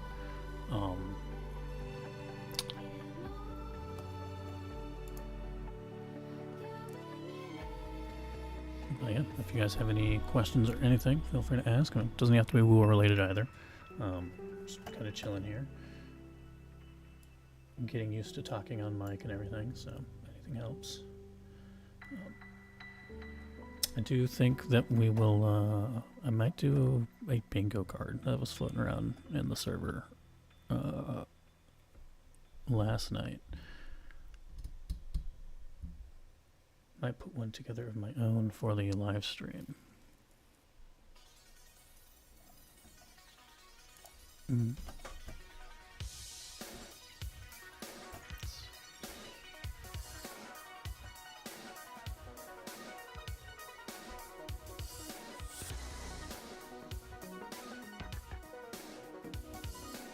Say, was it you that was working on that?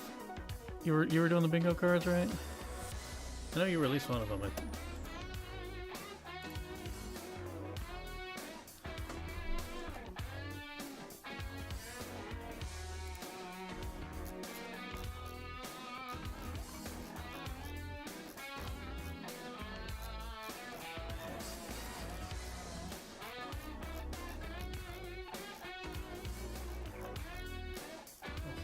I'm not going to reference yours or the other ones. I'm just going to kind of go from scratch. Just need to find a resource for that. Let's do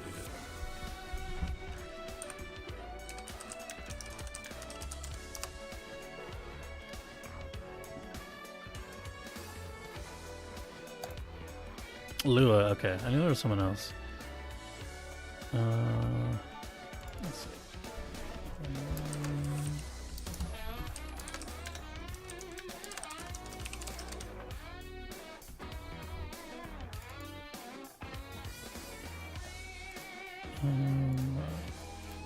Mother?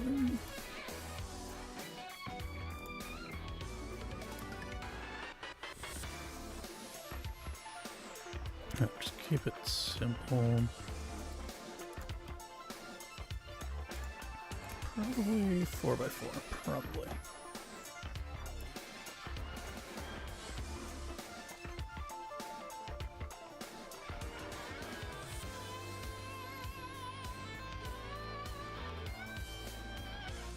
No, I don't like this. Oh god. Oh god, that's gonna bother me. May as well do it.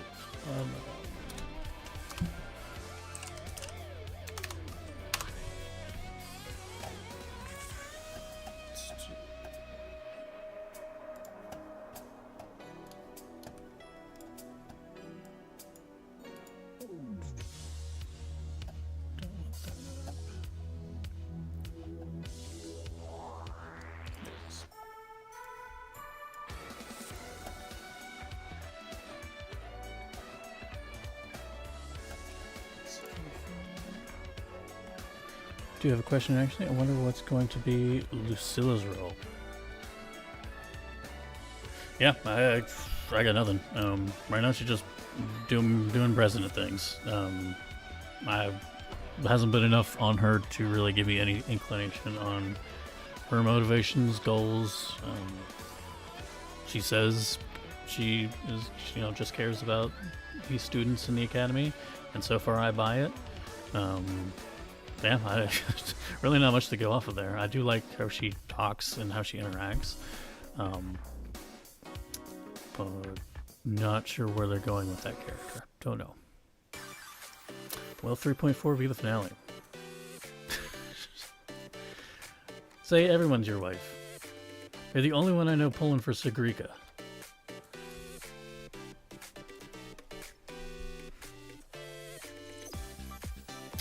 Yeah, I don't know if 3.4 will be the finale. It really depends on what 3.2 and 3.3 set up. Like how... I feel like we have a lot of ground to cover. And it just depends on how breakneck or slow paced that things build back up, because we really got to build back up now after 3.1. So just, yeah, so it depends on what pieces that 3.2 and subsequently 3.3 decide to play.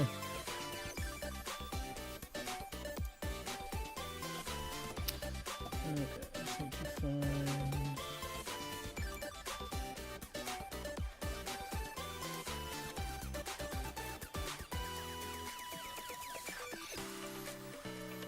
Did I get rid of that tab? God damn it.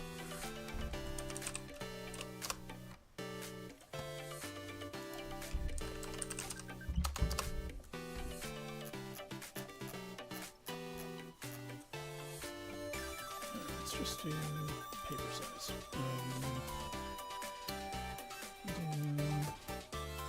Just do like...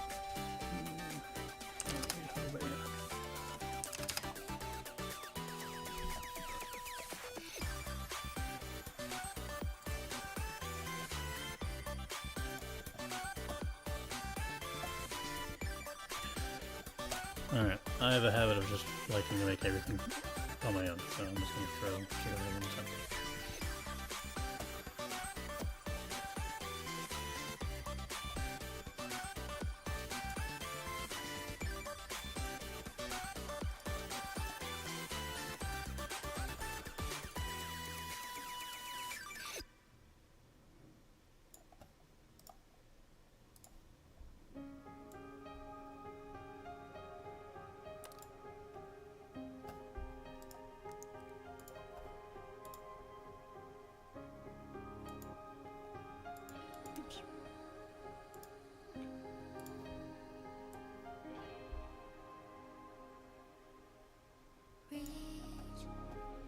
For stars that shine on me, wish I could see what I see. Get rid of gravity, dare to dream. I am scared to risk it all. Allow me to rise to the stars and high above. My mirror sing what I want, to find the path to the sky. That's about even.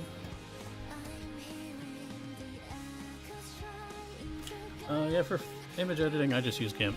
It's free. I've heard it's not the best, but I've been using it for years, and I'm just kind of used to it. while looking at the skyline. Alright, and then I can just throw shit in. Alright. From tiny steps Let's see, what do we think is going to happen at the stream tonight / tomorrow? you taught me. / what do we want to happen? Running fast to see. No more Yeah, I'll throw it on here. I personally want a co-op event. I can bring Now, what is the heck font do I have? from the universe.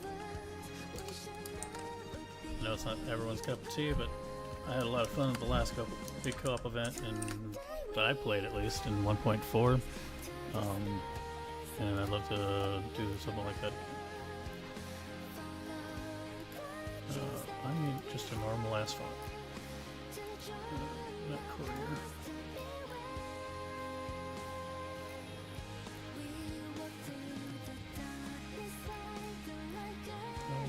Just give me like Arial. Sure.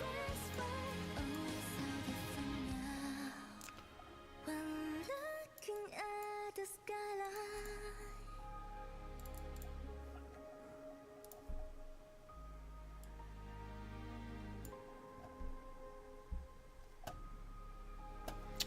Let's see.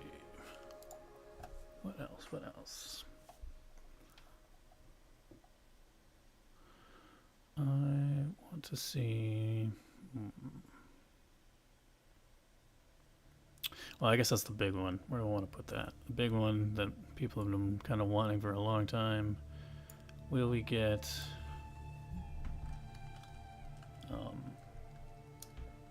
a end credits tease is what I'll call it.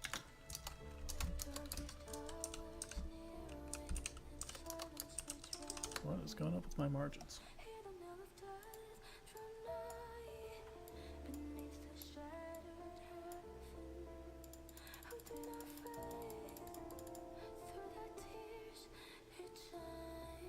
A little bit of both, Kings. You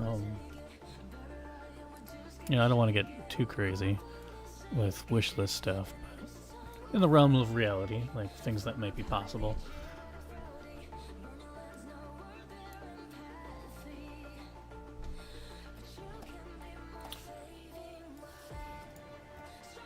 And that's definitely one we haven't gotten. And Lucilla's the only other character we know is coming officially. So if they want to build hype for the characters that may potentially even come out before Lucilla, then I think they need to put in some legwork pretty quickly. And doing a tease at the very end for new characters, similar to what they did in the 2.4 live stream, I think would go a long way.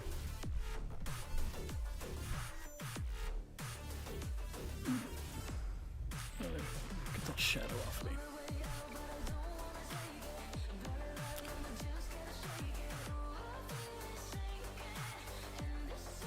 Is that what it's called? Is that the old co-op event, Virtual Crisis? Let's see. Now, on the same note of new characters, will we see them tonight? Even just like a tease in the trailer. Well, how do I say this? More new resonators appear than just Segrika. So, whether it's in the trailer, whether it's in other things they might show during the live stream, just some new faces showing. Yeah, Denia. I know Denia's been mentioned as Segrika's friend, so maybe she'll show up in the trailer. So that's kind of the idea of that item.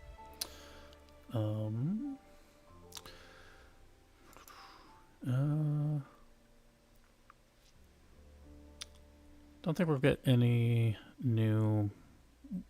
Oh, that's a one. A new character weapon skin, or weapon skin.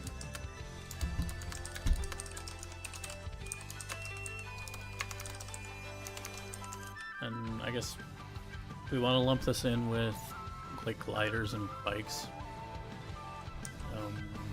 Actually, I'll make it separate. So I think one is more likely than the other. Separate. We'll throw this one down here.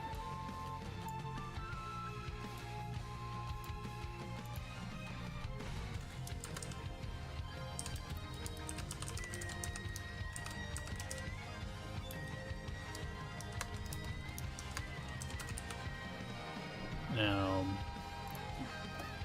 this is a big one. I know people have talked about this one, but how do I want to phrase it? Do we think we're getting a new rover? Now, I don't. If we do, I don't think they'd put it in the live stream. That's the thing. Whether it's fusion, as many people have talked about, Glacio, Electro, or Sigillum version, however people may. Well, however they decide to go with, I don't think they'd show it tonight. Maybe a tiny little tease, but I don't think it'd be anything. I don't think it'd be anything major.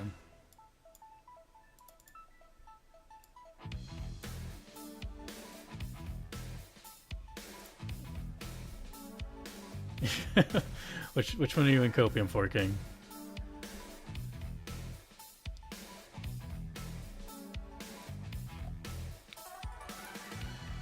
Oh, I do like that one. character interactions.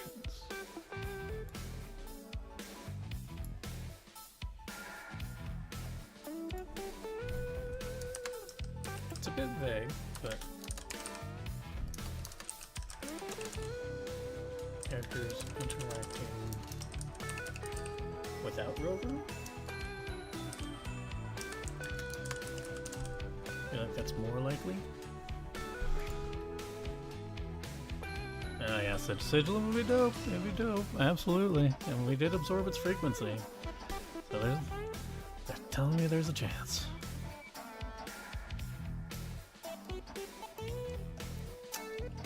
Considering how much space we got on here, yeah, I'll throw it up in the corner. I'll just put new driver.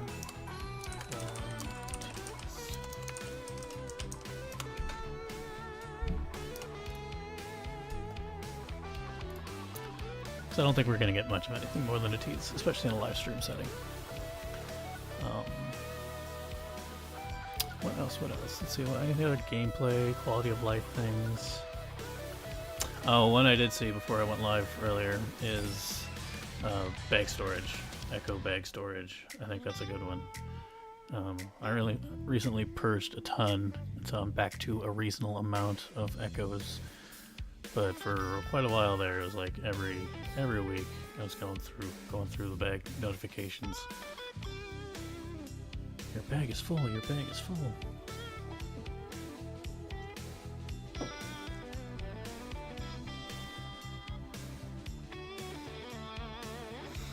You know, that's a good question. I would have to go back and rewatch the trailers for like 2.2, 2.1.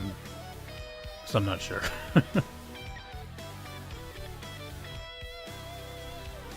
I remember I went into 2.2 and had no idea that was going to happen. So I was definitely surprised personally.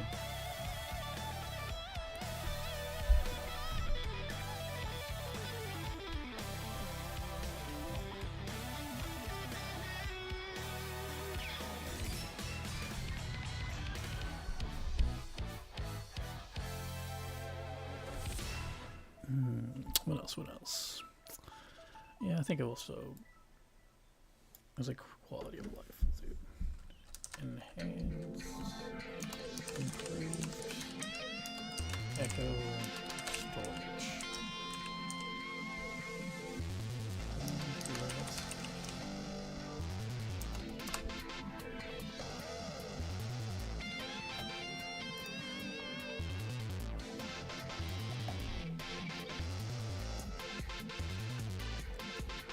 This one's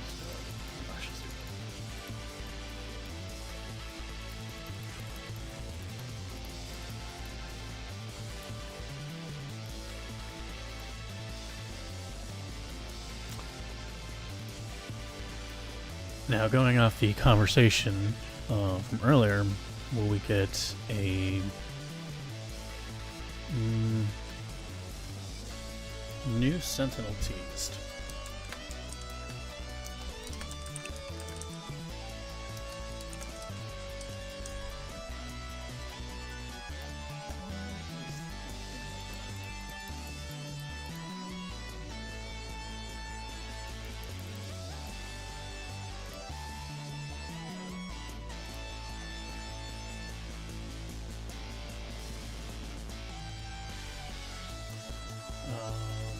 Oh, that's a big one. Yeah, I'll throw that on here. Any update on Cyberpunk? We've been talking that for ages now. I know some people are expecting it based on online speculation. I don't know. We'll see.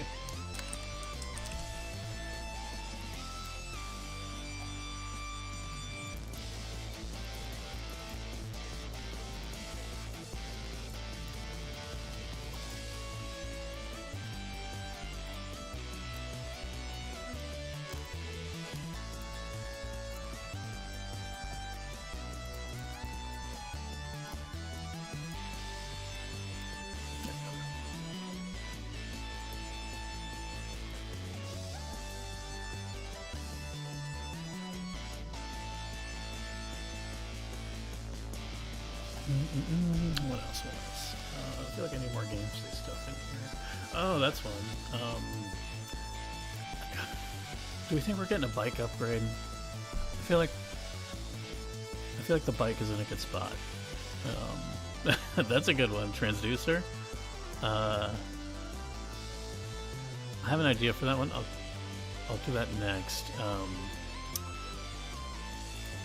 crap. Do we think we're getting a new method of travel? No bike up, but we're just chilling on the bike for a whole batch. No new upgrades there. I think that's fine. But maybe. Yeah, too early maybe. Okay. Well, I'll keep that one rotating. But for your prior idea, I'll say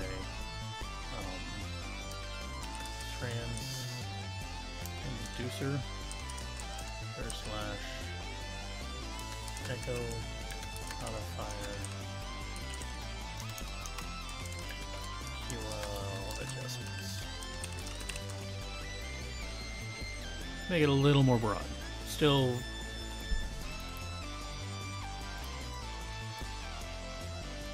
maybe we'll do something else with the modification process in general.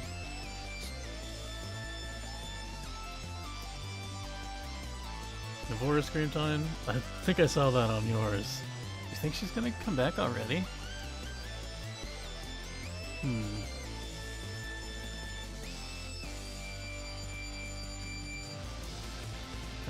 That smile. There's something behind that smile, you leaker.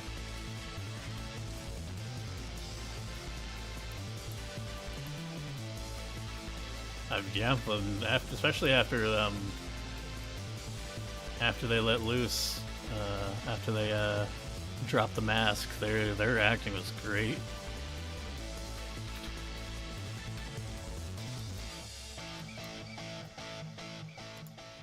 All right, I'll give that one a 2 for 1. We'll do,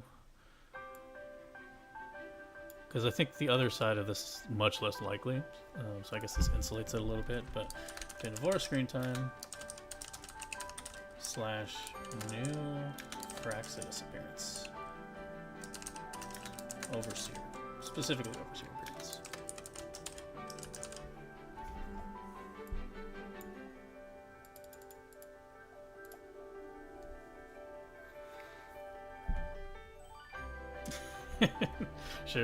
Sure.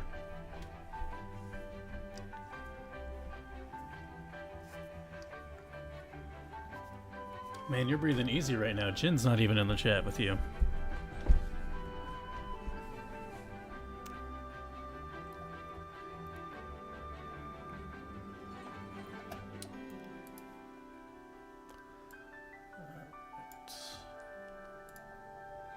Is there anything else I would like to see change? Oh, this is a fucking big one.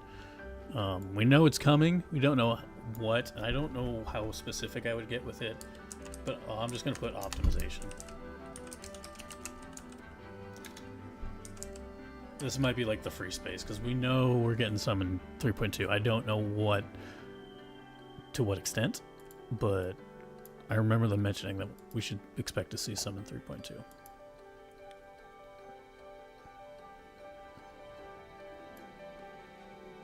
Yeah, you're just that good at speculating on Wuwa, and you just nail it on the head every time.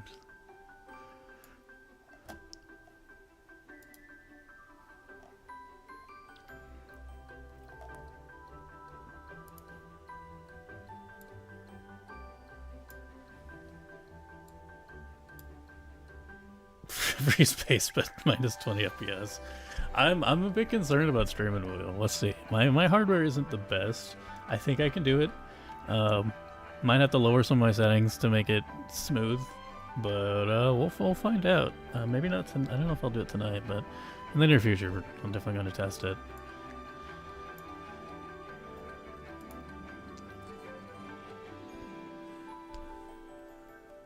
Okay.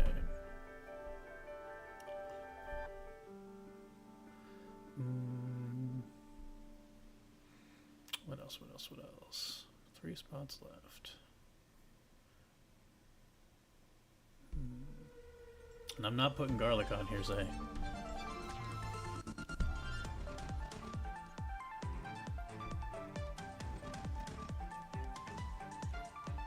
Oh, and Rover's home? I don't recall having that issue. Maybe I didn't notice, but I don't recall having that issue. I've definitely had issues in the Academy, and in 3.1 Part 1 especially, I had issues on that first bike chase when the volumetric snow kicked in.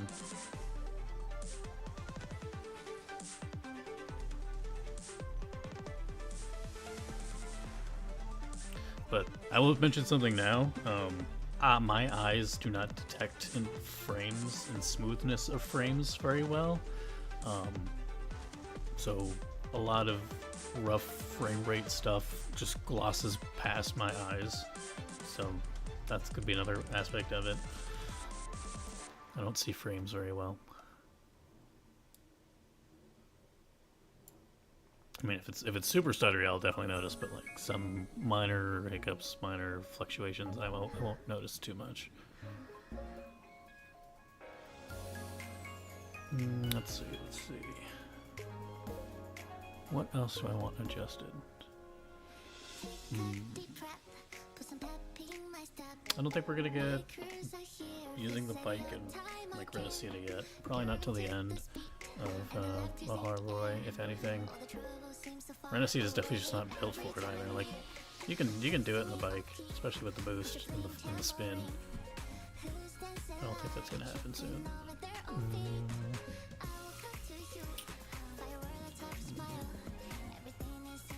Do we think we're gonna get new rewards on the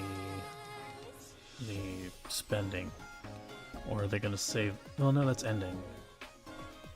What is this song? This is a remix. This is a remix of. This is from the Neotide album. This is a remix of Ever Singing Song, which is the anniversary song from last year.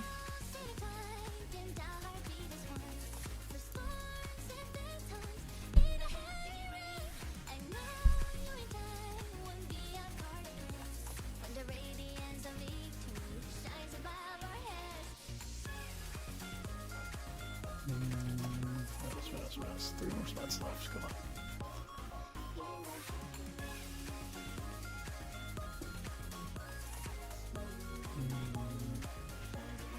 Not getting anything major to combat. Do we think things like... I don't think they'll touch Tower Adversity, but maybe we get an update to, like, say, Whimpering Wastes. Maybe something changed there.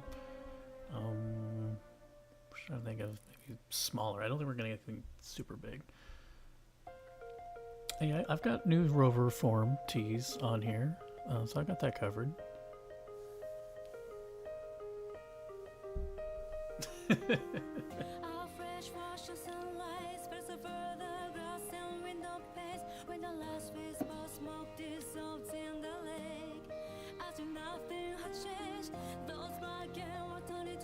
Oh, you're right, that did sound like Fleet Snuff Fluff in that remix.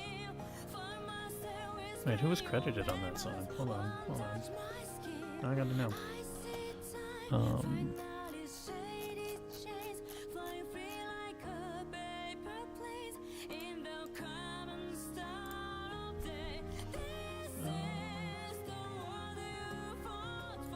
Is that the one?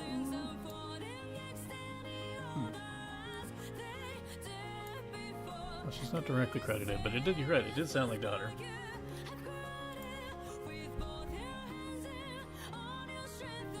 Okay, I trust you.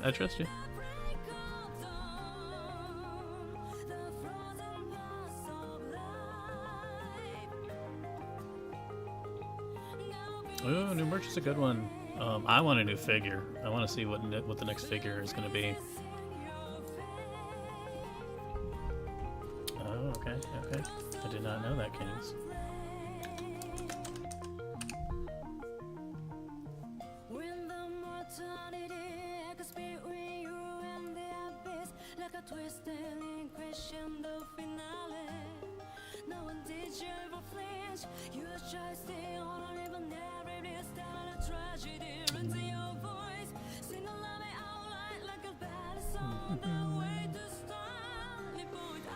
I'm gonna guess this now. I think we're getting a new mini game. I don't know what kind. I'm not thinking anything major like the mansion event, but more so like the herding event we just did, or the pipe game that they made us do in like a browser for some reason. Something along those lines. Just a new, smaller mini game.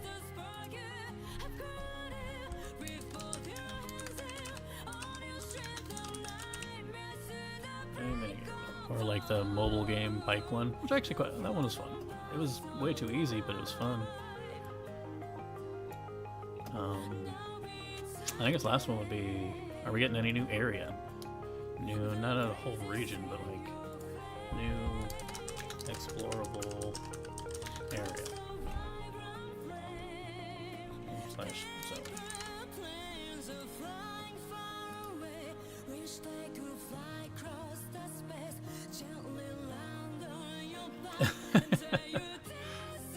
Yeah, at this point it's pretty recognizable, huh?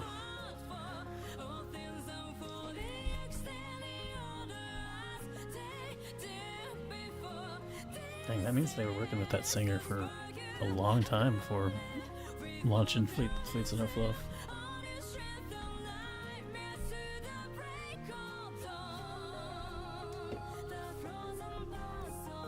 Right. I mean, hey, I'm freaking streaming now, so that's what this game has done. No other game has made me want to stream before.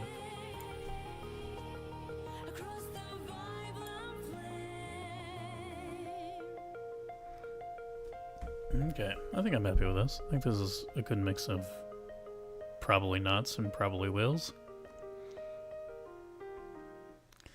Let's get rid of this blank. Well, I don't really need to change the background.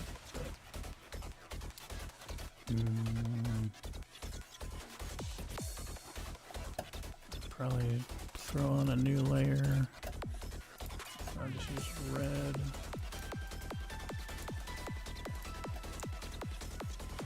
That works. So, while we're doing this, might as well figure out how to properly incorporate this as a stream element. So,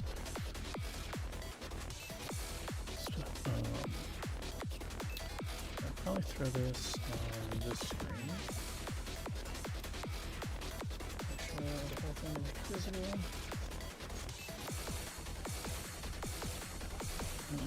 And then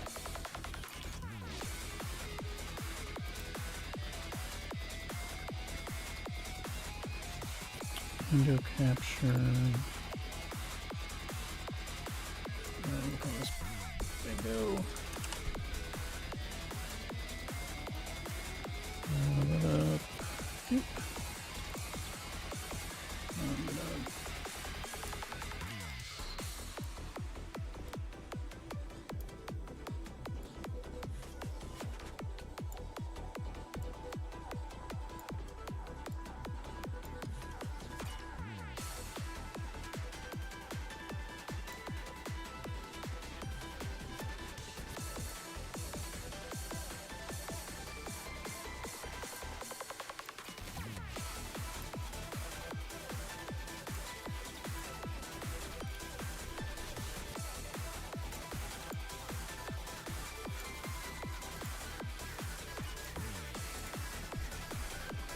Alright, and then now that it's resized, I should be able to, while I'm recording, just mark one off. Maybe? Oh wait, I'm in the wrong layer.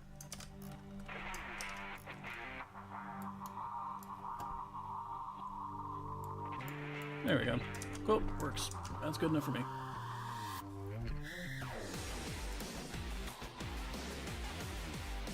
Taro Kiki, that's her name. Okay, okay.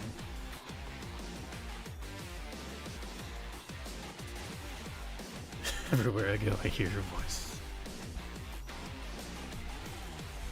Interesting. Yeah, I thought I didn't know that one either. Let's keep that ear out.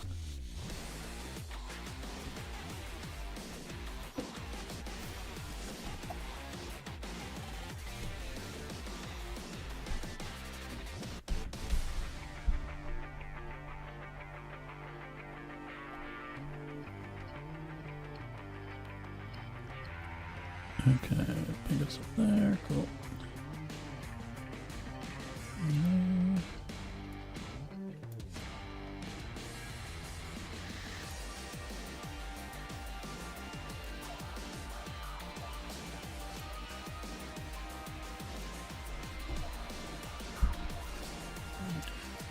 LCD.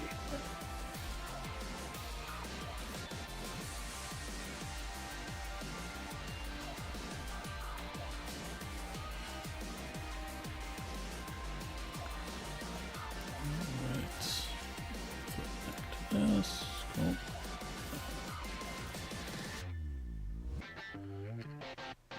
Alright, still got a lot of work to do on the stream. Set up over time. I threw together a very, very simple, rough layout this morning. That'll change over time. Yeah, I gotta get better at talk on mic. Hopefully I haven't been too bad so far. But definitely a new learning experience for me. And I appreciate you three being around for it.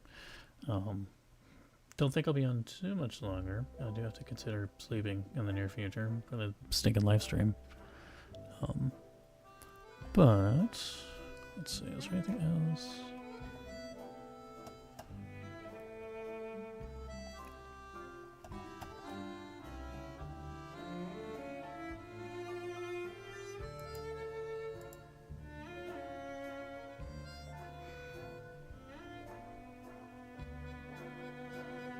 I need to get rid of those. I need to turn that off.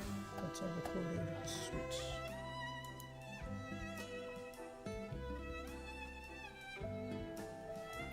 Okay. Yeah, the only other thing I had planned was jumping into a new account today.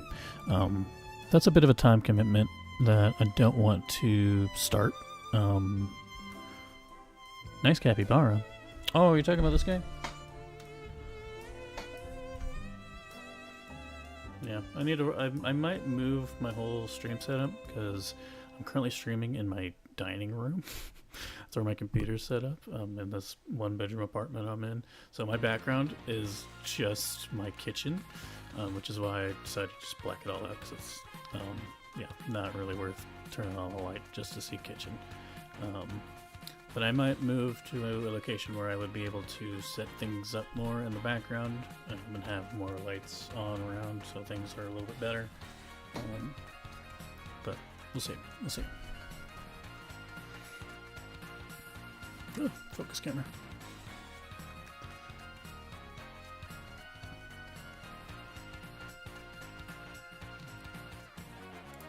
Okay. So yeah, I don't think I'll start the new account tonight. Definitely in the near future. So I have Thursdays and Fridays are my available days where I don't have to worry about work at all.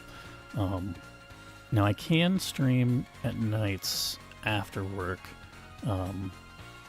which would be 5 hours from now. Would be generally, if I were to stream after work, it would generally be 5 hours from now when I would be home and be able to jump online. So I've been thinking about doing that and maybe just doing like 3 to 4 hour streams at night after work just to kind of get into a rhythm, get used to doing this, start doing a replay account, which I'm planning on doing for a couple different reasons. A, to refresh and dig into lore a bit more, but I also need a secondary account up that is up to date because I'm going to be streaming Wuwa content as it's up to date on my main account on this channel, and I need a second one for when my friend joins in, so I have an account that's ready to also play with him. Now we could just watch, I think CG Inferno is the channel that we've used in the past to watch, and that's been fine, but there's something a bit more fun about him being around and me playing it. I don't know, it's hard to describe. I want a second account for that reason. And also to record beef footage for big video projects that I have planned, that I still need footage for, especially from early game. I need some more footage. So that is the plan. Start that soon in the near future, maybe as soon as Saturday night. I might do a stream after work on Saturday night if I'm feeling up for it. and we'll just try to get into the hang of it and do more of this. If you don't mind seeing my ugly mug and you don't mind the sound of my voice, I appreciate you being around.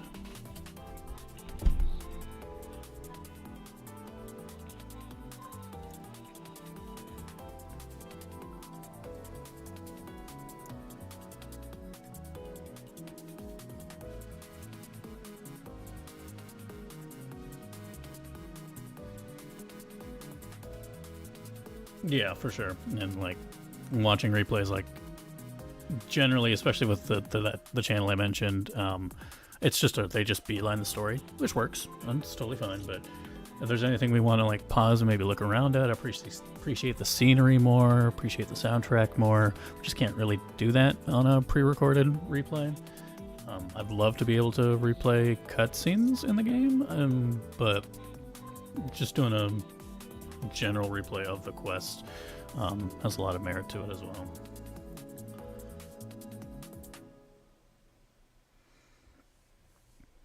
And I mean, that'd be a good bingo item, but I don't think we're going to get that feature anytime soon in the game. Especially since they're currently offering the ability to friggin' remove cutscene data from older patches to help optimize the game for them.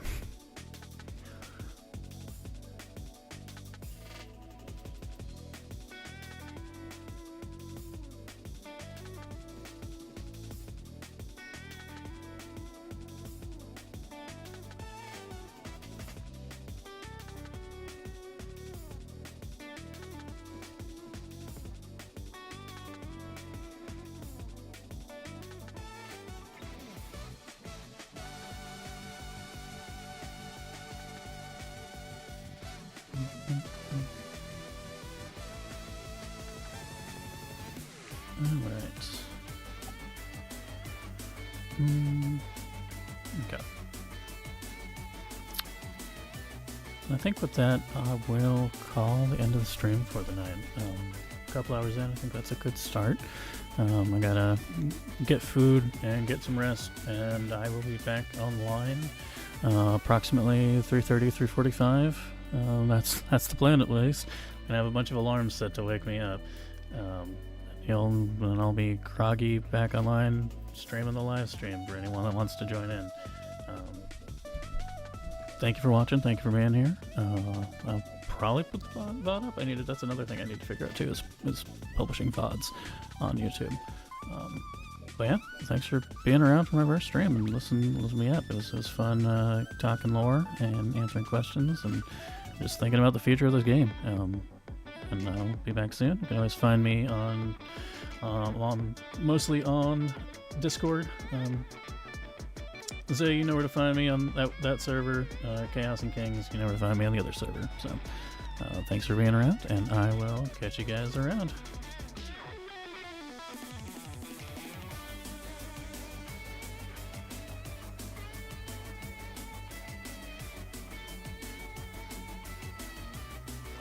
Peace.